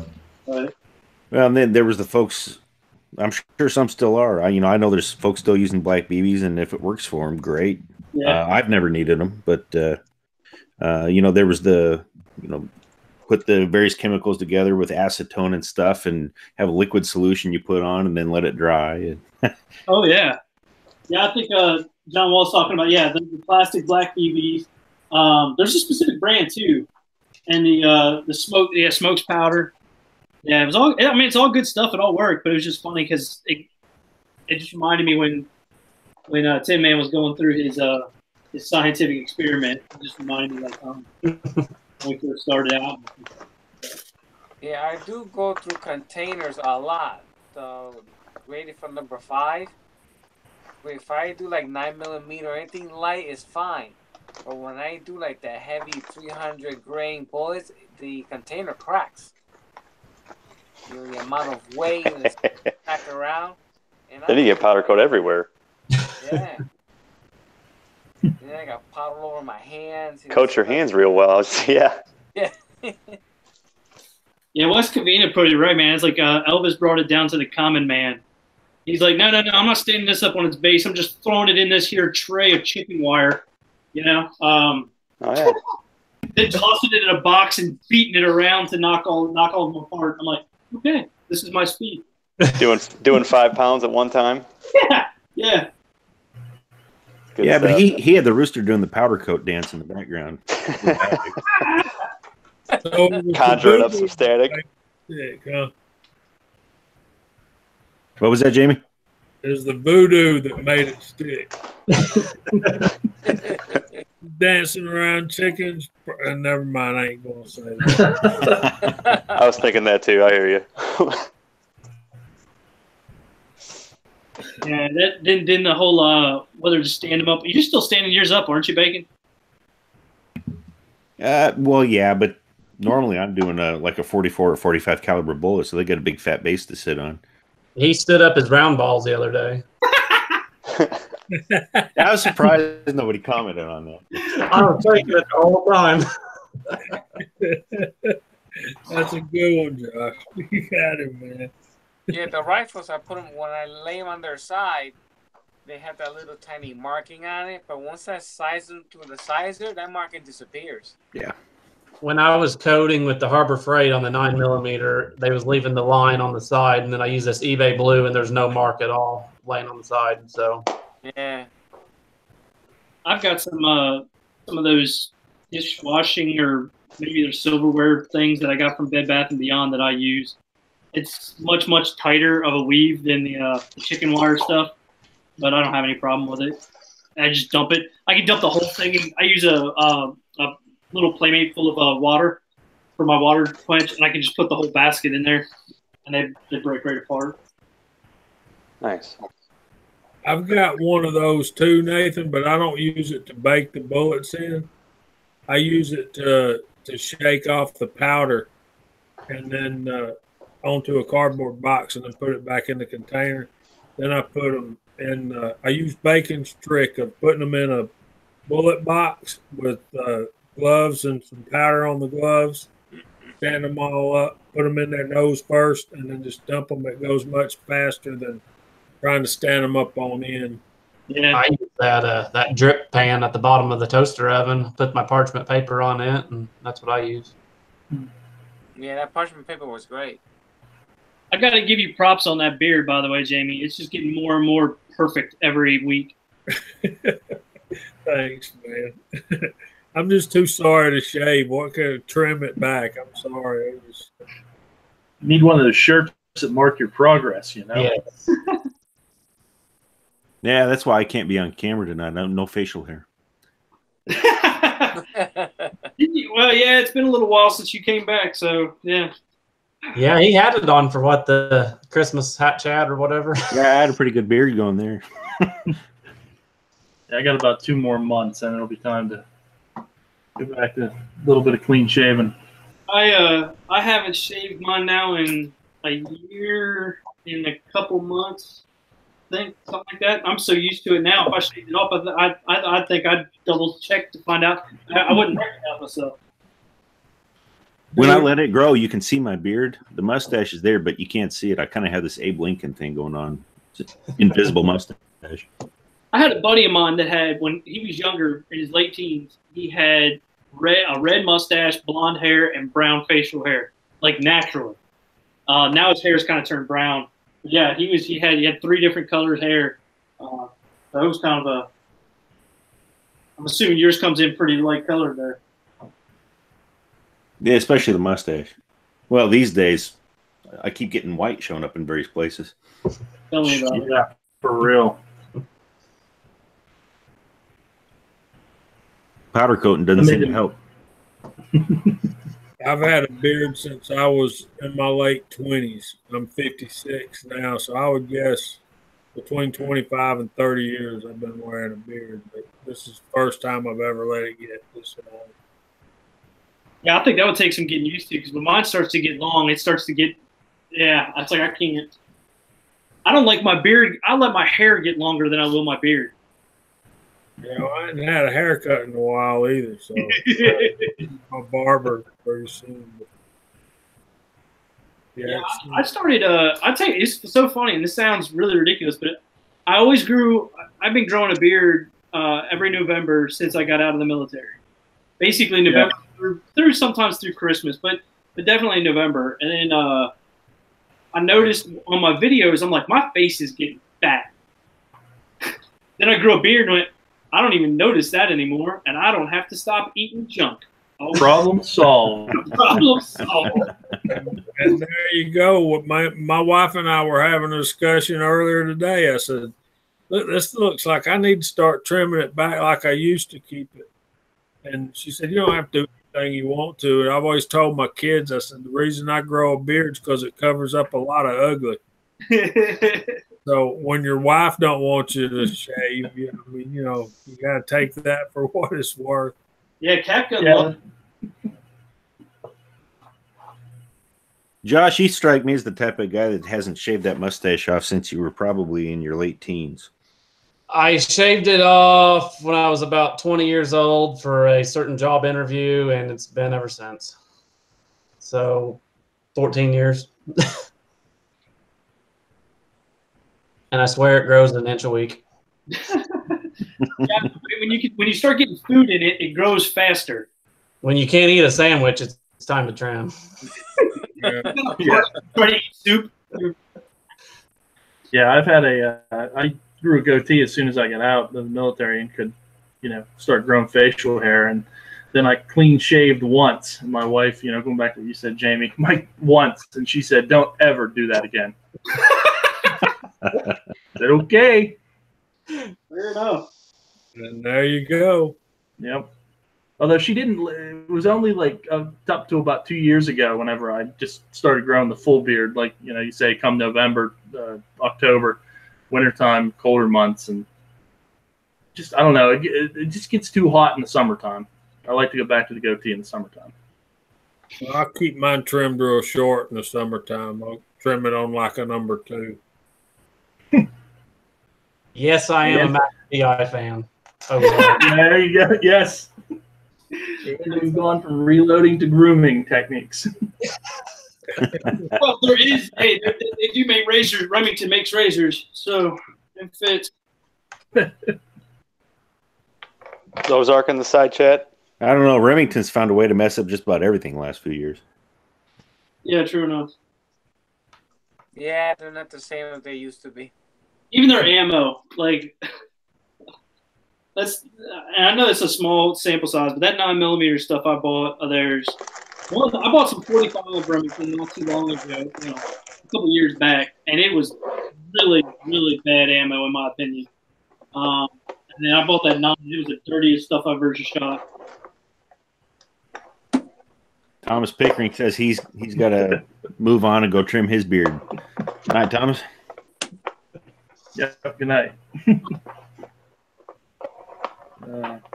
So is Uncle Jim going to have a beard chat next week? Yes, sir. Everybody's got a little beard. A little bit of Sharpie can, pick that up if you don't have one. Yeah. I don't think I'm going to have to go long. Now we're a little over 2 hours now. How long you guys want to keep this going? 8. No 8. Oh, you can. 8 hours. There's a record to be broken somewhere, right? We got up to a little over 60 views at one time. We still got 47 of them out there, so. I think there's actually a cutoff at 8 hours. Yep, you can't go past 8. It's a YouTube thing. I mean, you can still chat after 8 hours, but it just won't be live anymore. Yeah. Believe me, that's been tested. I remember the first time that was tested. That was Is that the Charter Arms discussion? No.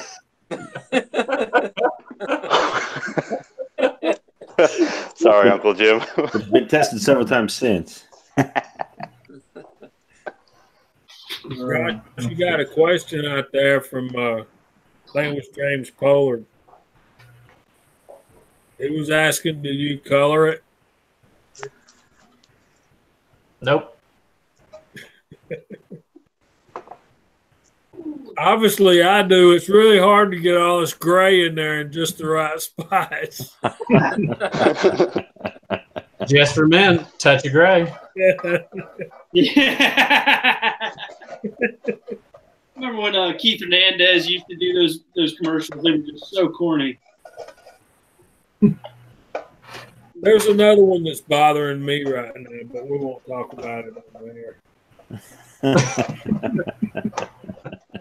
Thanks, Kavina. I appreciate it, dude. That die shelf took me a better part of a year to finish. It shouldn't have. I got frustrated. It sat for 10 months. I will say that most of you guys with facial hair know what a AR stock and a mustache or beard will do. Ouch. Yep. You get stuck to the gun. And those mustache hairs actually are rooted like somewhere back down, like in your They're deep. I got a joke about that too, but I can't tell it on that.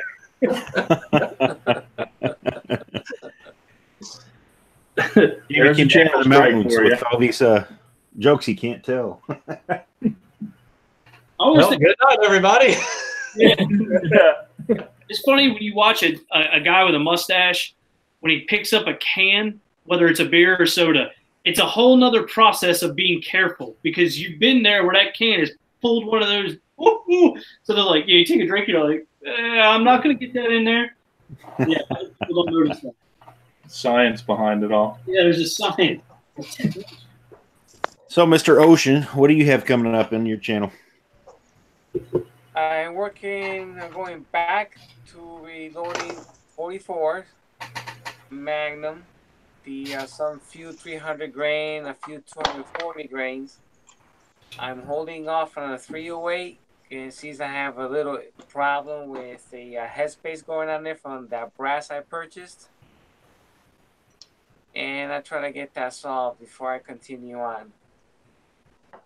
You think that's what was causing that, or caused that primer to not go off? Yes, that I think so. Because I went checked a few. See, the problem is there is no number out there for a minimum. The SAMI spec does not help at all. Vaughn Precision did a video on that, and he has Hornady brass that's 1.621.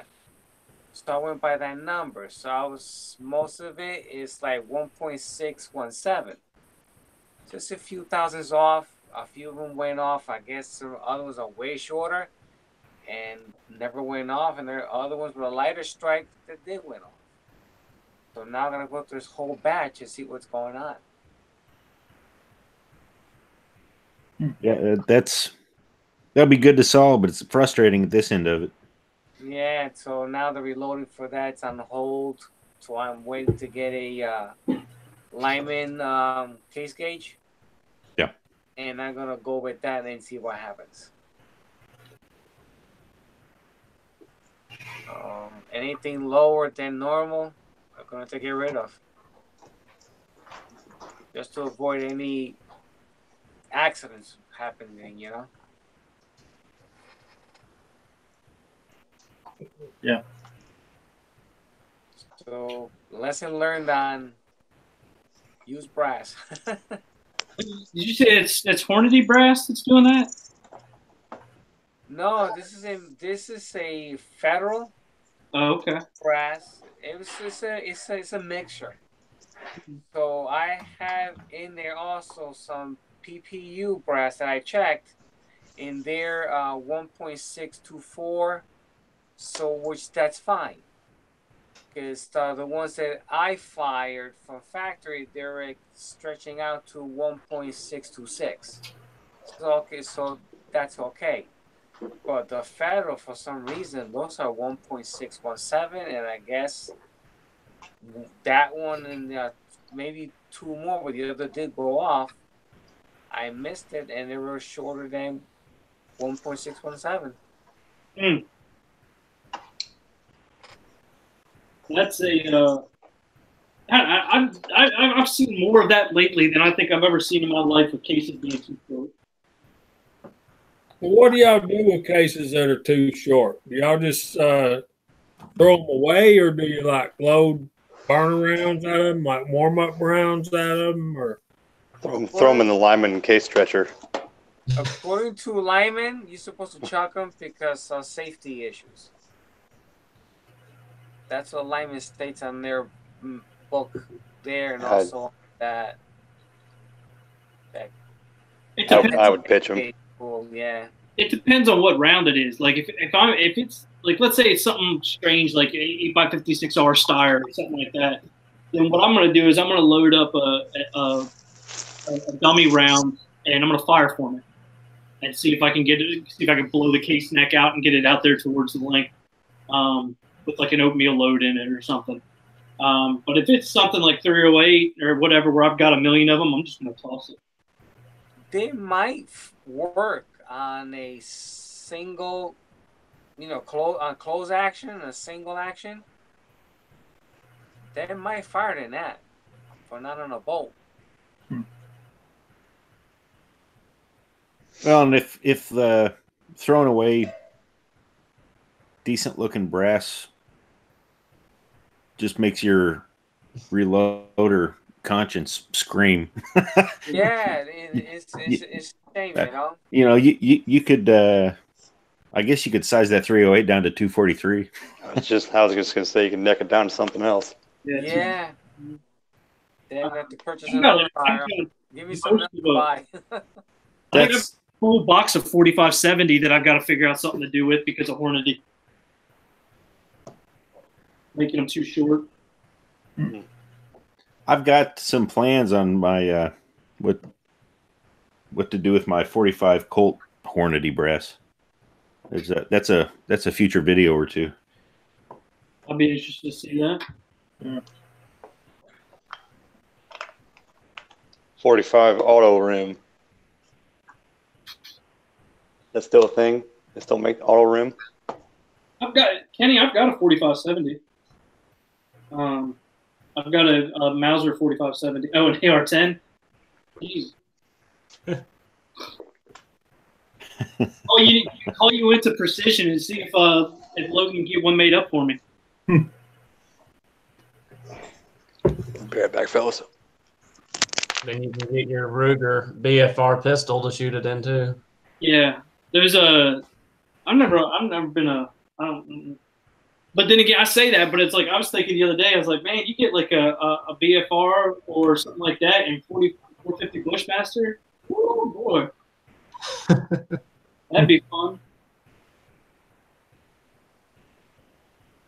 Yeah, Ozark. I mean, that's the point. You know, I can do something with them. It's just frustrating that there's something that's not right, and I'm weird about that. I think I've got FTXs loaded in them is how I handled it. I think I'm just going to. I've got some that I trimmed too short, 30-06 particularly. I'm just going to probably light load them and use them for like Fallon loads or scope sighting rounds or something like that. I might bake in the thought of throwing otherwise perfectly good brass away, just kind of. Yeah.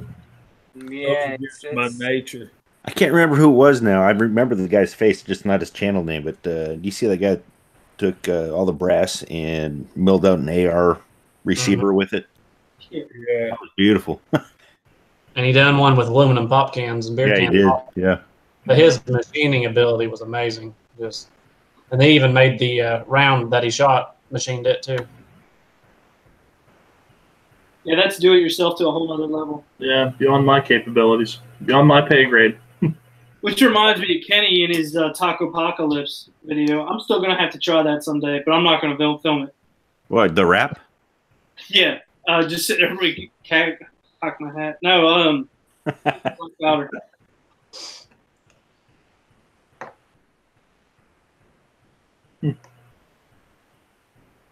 Oh, what? Apparently, that's the guy who paywalled his videos on Gunstreamer. Well, he still has to pay for all that machinery he bought. Yeah.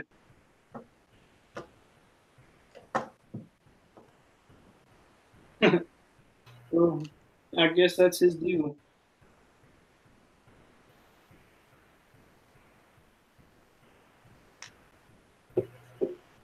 Yeah, that 45. That's something I should take out more often because that thing's too much fun. I need to see if I can get the floor plate to stay in it. Kenny says you got to do a rap, Nathan. No, I'm not rapping, man. That is just ridiculous. I can't grow a Fu Manchu and I can't rap. Those two things that aren't going to happen. You can do I don't know. There's content on my page. Well, not happens a strong thing. I guess it could happen. I have to be really drunk, and I don't drink like that anymore. John Waugh is curious if there's a clear optic for $200 to $250 for target shooting a 308 out to 400 yards. TV life. I was just gonna say, Kenny could tell you all about the good ones. Exactly. Yeah. Josh knows the stuff about that stuff too. Yeah, I mean, What do you think, Josh? In that range, that primary arms I have is a pretty good choice. It's crystal clear. If you can catch the SWFA on sale, that's right in that range too. So that's two pretty good options. CV Life's coming out. Everybody's saying CV Life. $35. Oh man.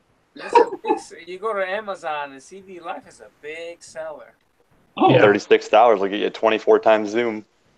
Yeah. And if you go to the Reloaders Network and go to the affiliates page and click on the Amazon link, Everybody wins. it won't cost you any extra, and that scope should earn me a good 3 cents. There you go. everybody. Which is like one free business card. That's for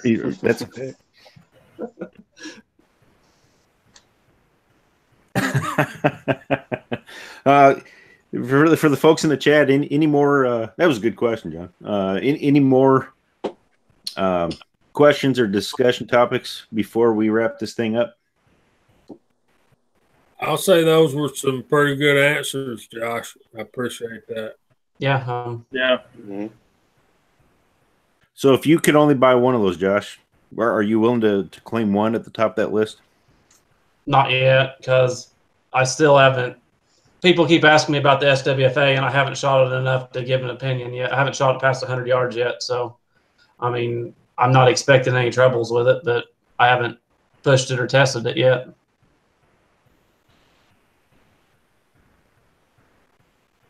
I've never shot the primary arms, and I've never shot either one of them. But Kyle swears by that SWFA for what good that.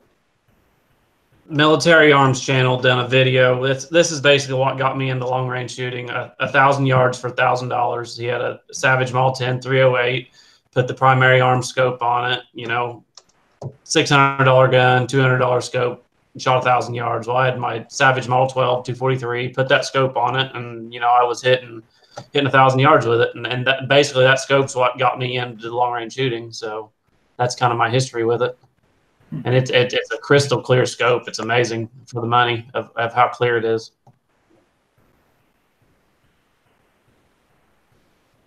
Big Man Kenny wants to know what scopes you have. What scope you have on it. It looks like a good one. Yeah, so the one I got on the 224 is one from acmemachine.com. It's a 6x24.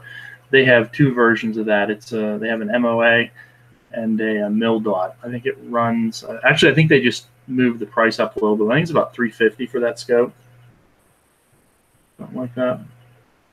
And you've been happy with it? I've been happy with it. Yeah. Matter of fact, it was funny because I started out with the first scope I bought and put on that was a CV Life. I think it was the 16 power one, and I was happy with it, but I just thought I wanted a little bit more. And then as I started, looking around about scopes, I wanted to get to the first focal plane too. So that's why I ended up going with that scope. But yeah, I have no complaints with it whatsoever. It seems to be. I did a little bit of tracking at one point with it, and I was actually gonna maybe review the scope on my channel at some point. I just haven't gotten around that far. Always so many ideas and not enough time to reload bullets. But I want to. For some reason, always seem to hit the back burner for me. Yep. Hardest videos to get done in reviews. Yeah. Well, and I don't know. I feel I hate to put something out there and it be crap. Just because I had a good experience with it doesn't mean somebody else will. And yeah. I mean, just my opinion. So, for what it's worth. Well, that could be the case with anybody's review. It's most reviews aren't, hey, we took a large sampling of everything available out there. It's one of one. We got one. Yeah. Yep. That one may have been the lemon and the only lemon. That one may be the only good one in the mix. It's right. I mean, that's what I'm running into with this Thompson Center Compass. I mean, I obviously got a lemon, and not saying that they're all bad, but it happens. Yep. What gets me is none of us are sponsored type folk. Well, most of us aren't, but I was thinking, companies that sponsor somebody and they give them a firearm and it doesn't perform. It's like, What kind of poor quality checks do you have to be that you give somebody who intentionally is going to review your product a cruddy product? And I've seen that a lot on YouTube. Back when I was in the four-wheel drive doing stuff with that, a magazine done a winch test. So all the companies were shipping winches. Well, Harbor Freight sent them a winch. Did not work. They sent them another winch. Did not work. And that guy should have at least opened one up and got one to work before they sent it to the magazine. It's like our fifth winch, and we finally got one that worked. It doesn't give you a warm fuzzy inside. Yeah, it's just better to not get a review done than to get a review done on junk. I can see that happening, though, because you figure in a lot of those companies, you're going to have some sort of marketing community outreach, get our name out there type office. And they're not the people in the warehouse grabbing stuff. And so they'll say the arrangement, they'll say, hey, I've got this great new widget, 243 outdoors. Do you want to see it? Okay, sure. So they send a note to the guy shipping them out. Hey, send him one. See, I feel like I would walk down and pick it off the shelf if I was doing that. But. Exactly. If it was going to mean something, I mean, a national magazine doing a winch review, you'd want them to have a good one. Yeah. But just grab one off the shelf, ship it to them. Yeah, it just shows like a lack of care to me. I don't know. But I've seen that with guns way too often. Hopefully some of those companies will get their stuff together. Speaking of which, Jamie, have you heard anything about, because I know I live right down here, I still haven't heard anything about the Taurus plant and where that's at. No, I've not heard. The only thing I know about it is hearing you talk about it. Yeah. They need to open up a factory making Rossi 92s and 357 Magnum, and we can go down and pick one up straight from the factory. Yeah. That's man, if that's what they're making, if they're making lever actions down there, that would be nice. Because I'm kind of on a I hate to say an anti, but I'm on a you're hard pressed to get me to buy a new Taurus revolver. Yeah, my lever action is a Rossi, but it's labeled Brostech, and it's made by Taurus. It's all is Rossi still in business? As Taurus, or Taurus is Rossi, depending on how you want to look at it. Mm. Yeah, Rossi is kind of Taurus's Old West brand. Oh, okay. Well, Rossi also, and this is one of the things that got me, was Rossi made a revolver. And one of the things I didn't like about that revolver, and I know this is small fries to most people, but the angle on the blast shield, the back of the receiver, the angle was so steep that it caused the gun to actually when the cylinder would fire and revolve, it would cause the gun to jam. And then Taurus took that bad design and started using it on their revolvers. And I'm like, what are you doing? That design's been known to be bad, but I'm hoping that they fix it. Bait Ammo said the Century Arms AK was another, example of crap rifles. I remember watching a lot of reviews on that, and they was horrible. Yeah. I remember some of the sights on them. They couldn't even adjust them to shoot at 100 yards. They was so far off. But Taurus ain't got no excuse, though, Josh. They got Smith & Wesson drawings from when they were owned by the same company. Mm-hmm. That's ridiculous. I do see a lot of similarities with the Smith & Wesson and Taurus there. I think they got a lot of their old equipment, too. Yeah, well, the Taurus plant was actually a Smith & Wesson plant. Right. And I'll tell you, the older Tauruses are amazing. The Taurus has gone under like 3 or 4 different ownership groups. Like it had one group, and then the employees bought it, and then somebody else bought it, and I don't know. We'll see. I'm hoping that they're going to make some good products so that I can support them because they're right down the road from them. It's been a while since this happened, but it kind of surprised me that Taurus is doing all the Smith stuff. But then Taurus came out with the Judge, and then Smith followed suit. It just kind of turned the tables there. Yeah. Did you guys ever own a Judge? I have one. Really? Do you actually use it? It's a lot of fun. Yeah. It's chambered to take the 3-inch shells, I'll tell you, I shot some cast bullets through it. I don't suggest that. It does all right with jacketed, but you're gonna get leading with cast because that chamber is not designed for 45 Colt. It's designed to take the case, but I took a fat bullet and it went all the way down that chamber to the very end before it made contact with the walls. Wow. So yeah, it's a lot of fun, and I'm going to start loading 410, and I'm going to test it in there. I'm going to try and replicate the Federal triple op buck 5-shot shell, just because I can, because it's fun. Yeah, I loved them because it gave me 45 Colt brass out the ears. Because there was 4 or 5 guys that had them down here, and they were just going to the range shooting that thing, and they were shooting a box at a time. And because it's a revolver, all the brass is in a nice pile when I show up for me. With that triple op buck, I'm dead on it at 10 yards. If I'm shooting 45 Colt out of it, I've got to adjust for it. Yeah, that's pretty awesome, though. The sights are on for 410. It's obvious it was designed to shoot 410. But it's got a rifle barrel and chambered for 45 Colt as well, so it's not a short-barreled shotgun or anything.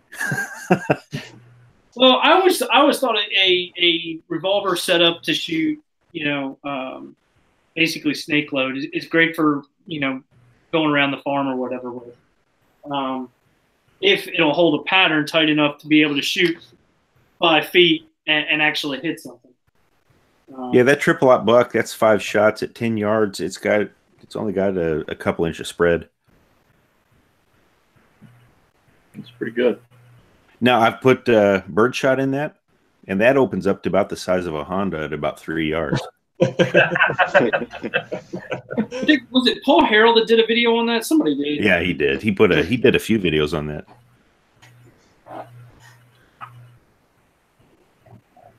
Yeah, that's interesting. I always thought maybe one of those would be handy for just for waterfowl hunting if you needed to finish off a bird and you didn't want to carry your, didn't want to get it close range with a shotgun, a full length shotgun, just something to finish it. You ever try any trap shooting with it? Taco has one of those shockwaves, and he has a video shooting clay pigeons with that, and he did a whole lot better than he expected to.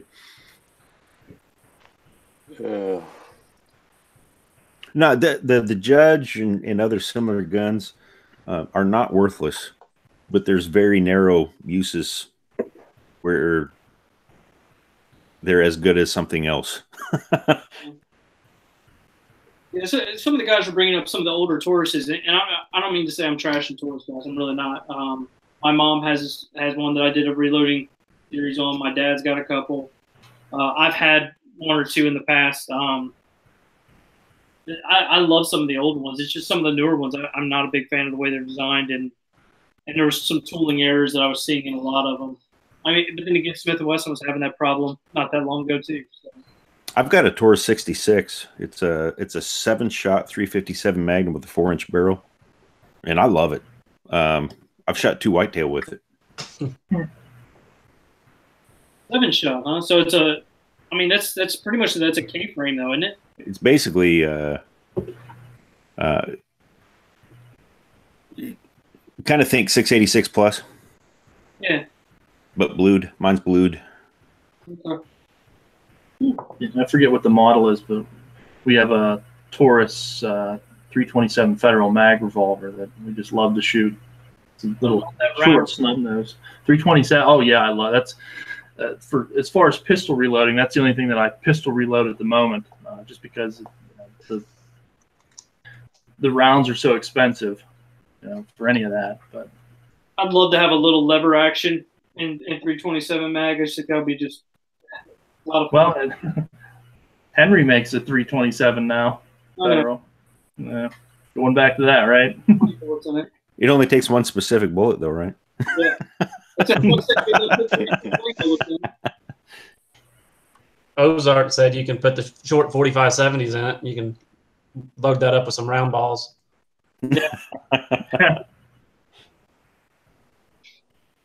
Just trim them up. Guys, I think I'm done. So, Yeah, I was about to see what Tin Man's got coming up in the future.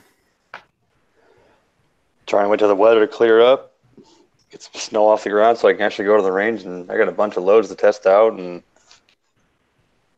yeah, just crappy weather, single-digit ambient temps, and a bunch of snow on the ground. Got to wait. Yeah, I'm really interested to see. I'm sorry, I didn't mean to cut you off there. Oh, I was just curious how long before he thinks that PID is up and running and connected to the pot. Could be right now. I just finished it up a little bit ago. That's actually the second one I built. Yeah, I just gotta make a bracket, because what I do is with the thermocouple is take one of the original screws off the top of the lead pot, just back it out, and I make a bracket at work that puts the thermocouple about, I don't know, ½ inch off the bottom of the pot, and just use your original screw and just mount your thermocouple that way. Super easy. Yeah. What's that? That's a good idea with the bracket. I think I'm gonna have to build me one of those PID controllers. Oh, the PID. I went a long time without it. That's certainly doable, obviously. But now that I've had one, I wouldn't want to cast without it. Mm-hmm. Not having to babysit your temperature the whole time. As soon as your lead level gets low, your temperature skyrockets. Yeah, it's nice.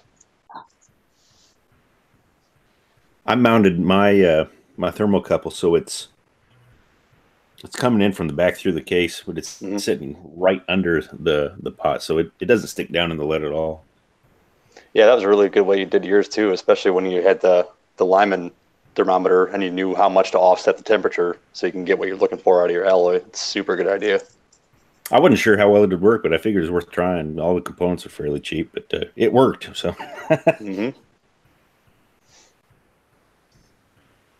The only problem with putting thermocouple in the pot is you can't. If you got a big spoon, like a big soup spoon, like I do, it's hard to get behind it to get all your flux out of there, and so yeah, it kind of makes it a pain. But nature of the beast. I use a digital multimeter with the thermocouple that sticks down in there, and I can see, constantly what the temperature is. But the control is all on me, but I can see. And that's another thing some more folks have brought up, and I can't remember who, but the accuracy of your thermometers that you're using to do that with. It was NYC Reloading when he was testing those the thermometers inside his toaster oven to bake his bullets through his powder coat. That's where I seen the Yeah, and for the PID, I have no idea how close the reading it's given me is to the actual temp, but I don't really care because I figured out the reading that I want that works. So yeah, you judge your screws and see how your bullets drop. I mean, that's if it says 720 and if I'm really at 680, I don't care. I just know that when it says 720, the thing works well. Great. And I don't remember now what my ideal setting is, but as long as it controls the temp and I'm getting good castings, I don't care what temp it is. Right on. I've seen Curtis make the point on multiple occasions about the Caldwell chronograph, about how when people get really crappy numbers, they say, well, that chronograph it didn't work right that time. But then when they get good numbers, they brag on, the good numbers on their reload. And it's the same thing. Curtis is right. If that's a crappy chronograph when it's giving you bad numbers, it's a crappy chronograph when it's giving you good numbers too. So. Yeah.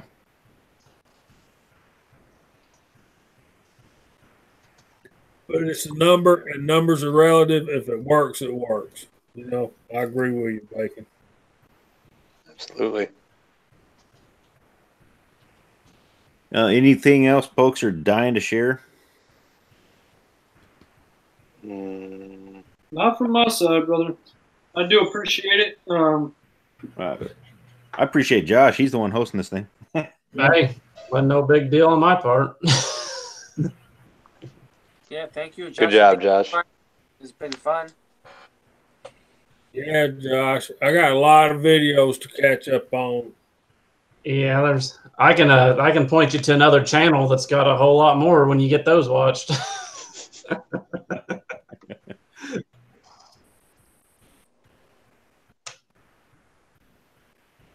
So I guess if no one else has anything, we'll probably end it for the night. Yeah, all right, gentlemen. I appreciate it. I'm always a pleasure. Certainly something that I look forward to. Yeah, it's always a good time, especially with all of these guys, because they're just too much fun to be around.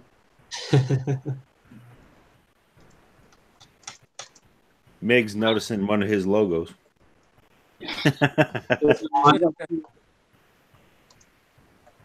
That's got to be from Nathan's. Well, just about any angle in his reloading room, right?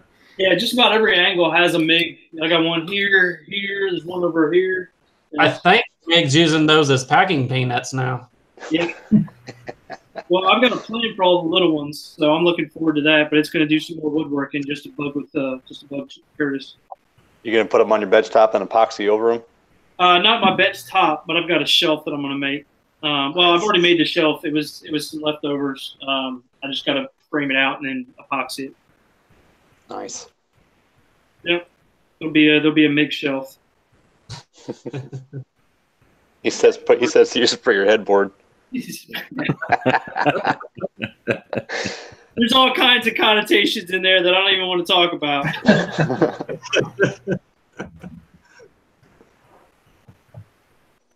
Eagle Eye wants to see you make that shelf.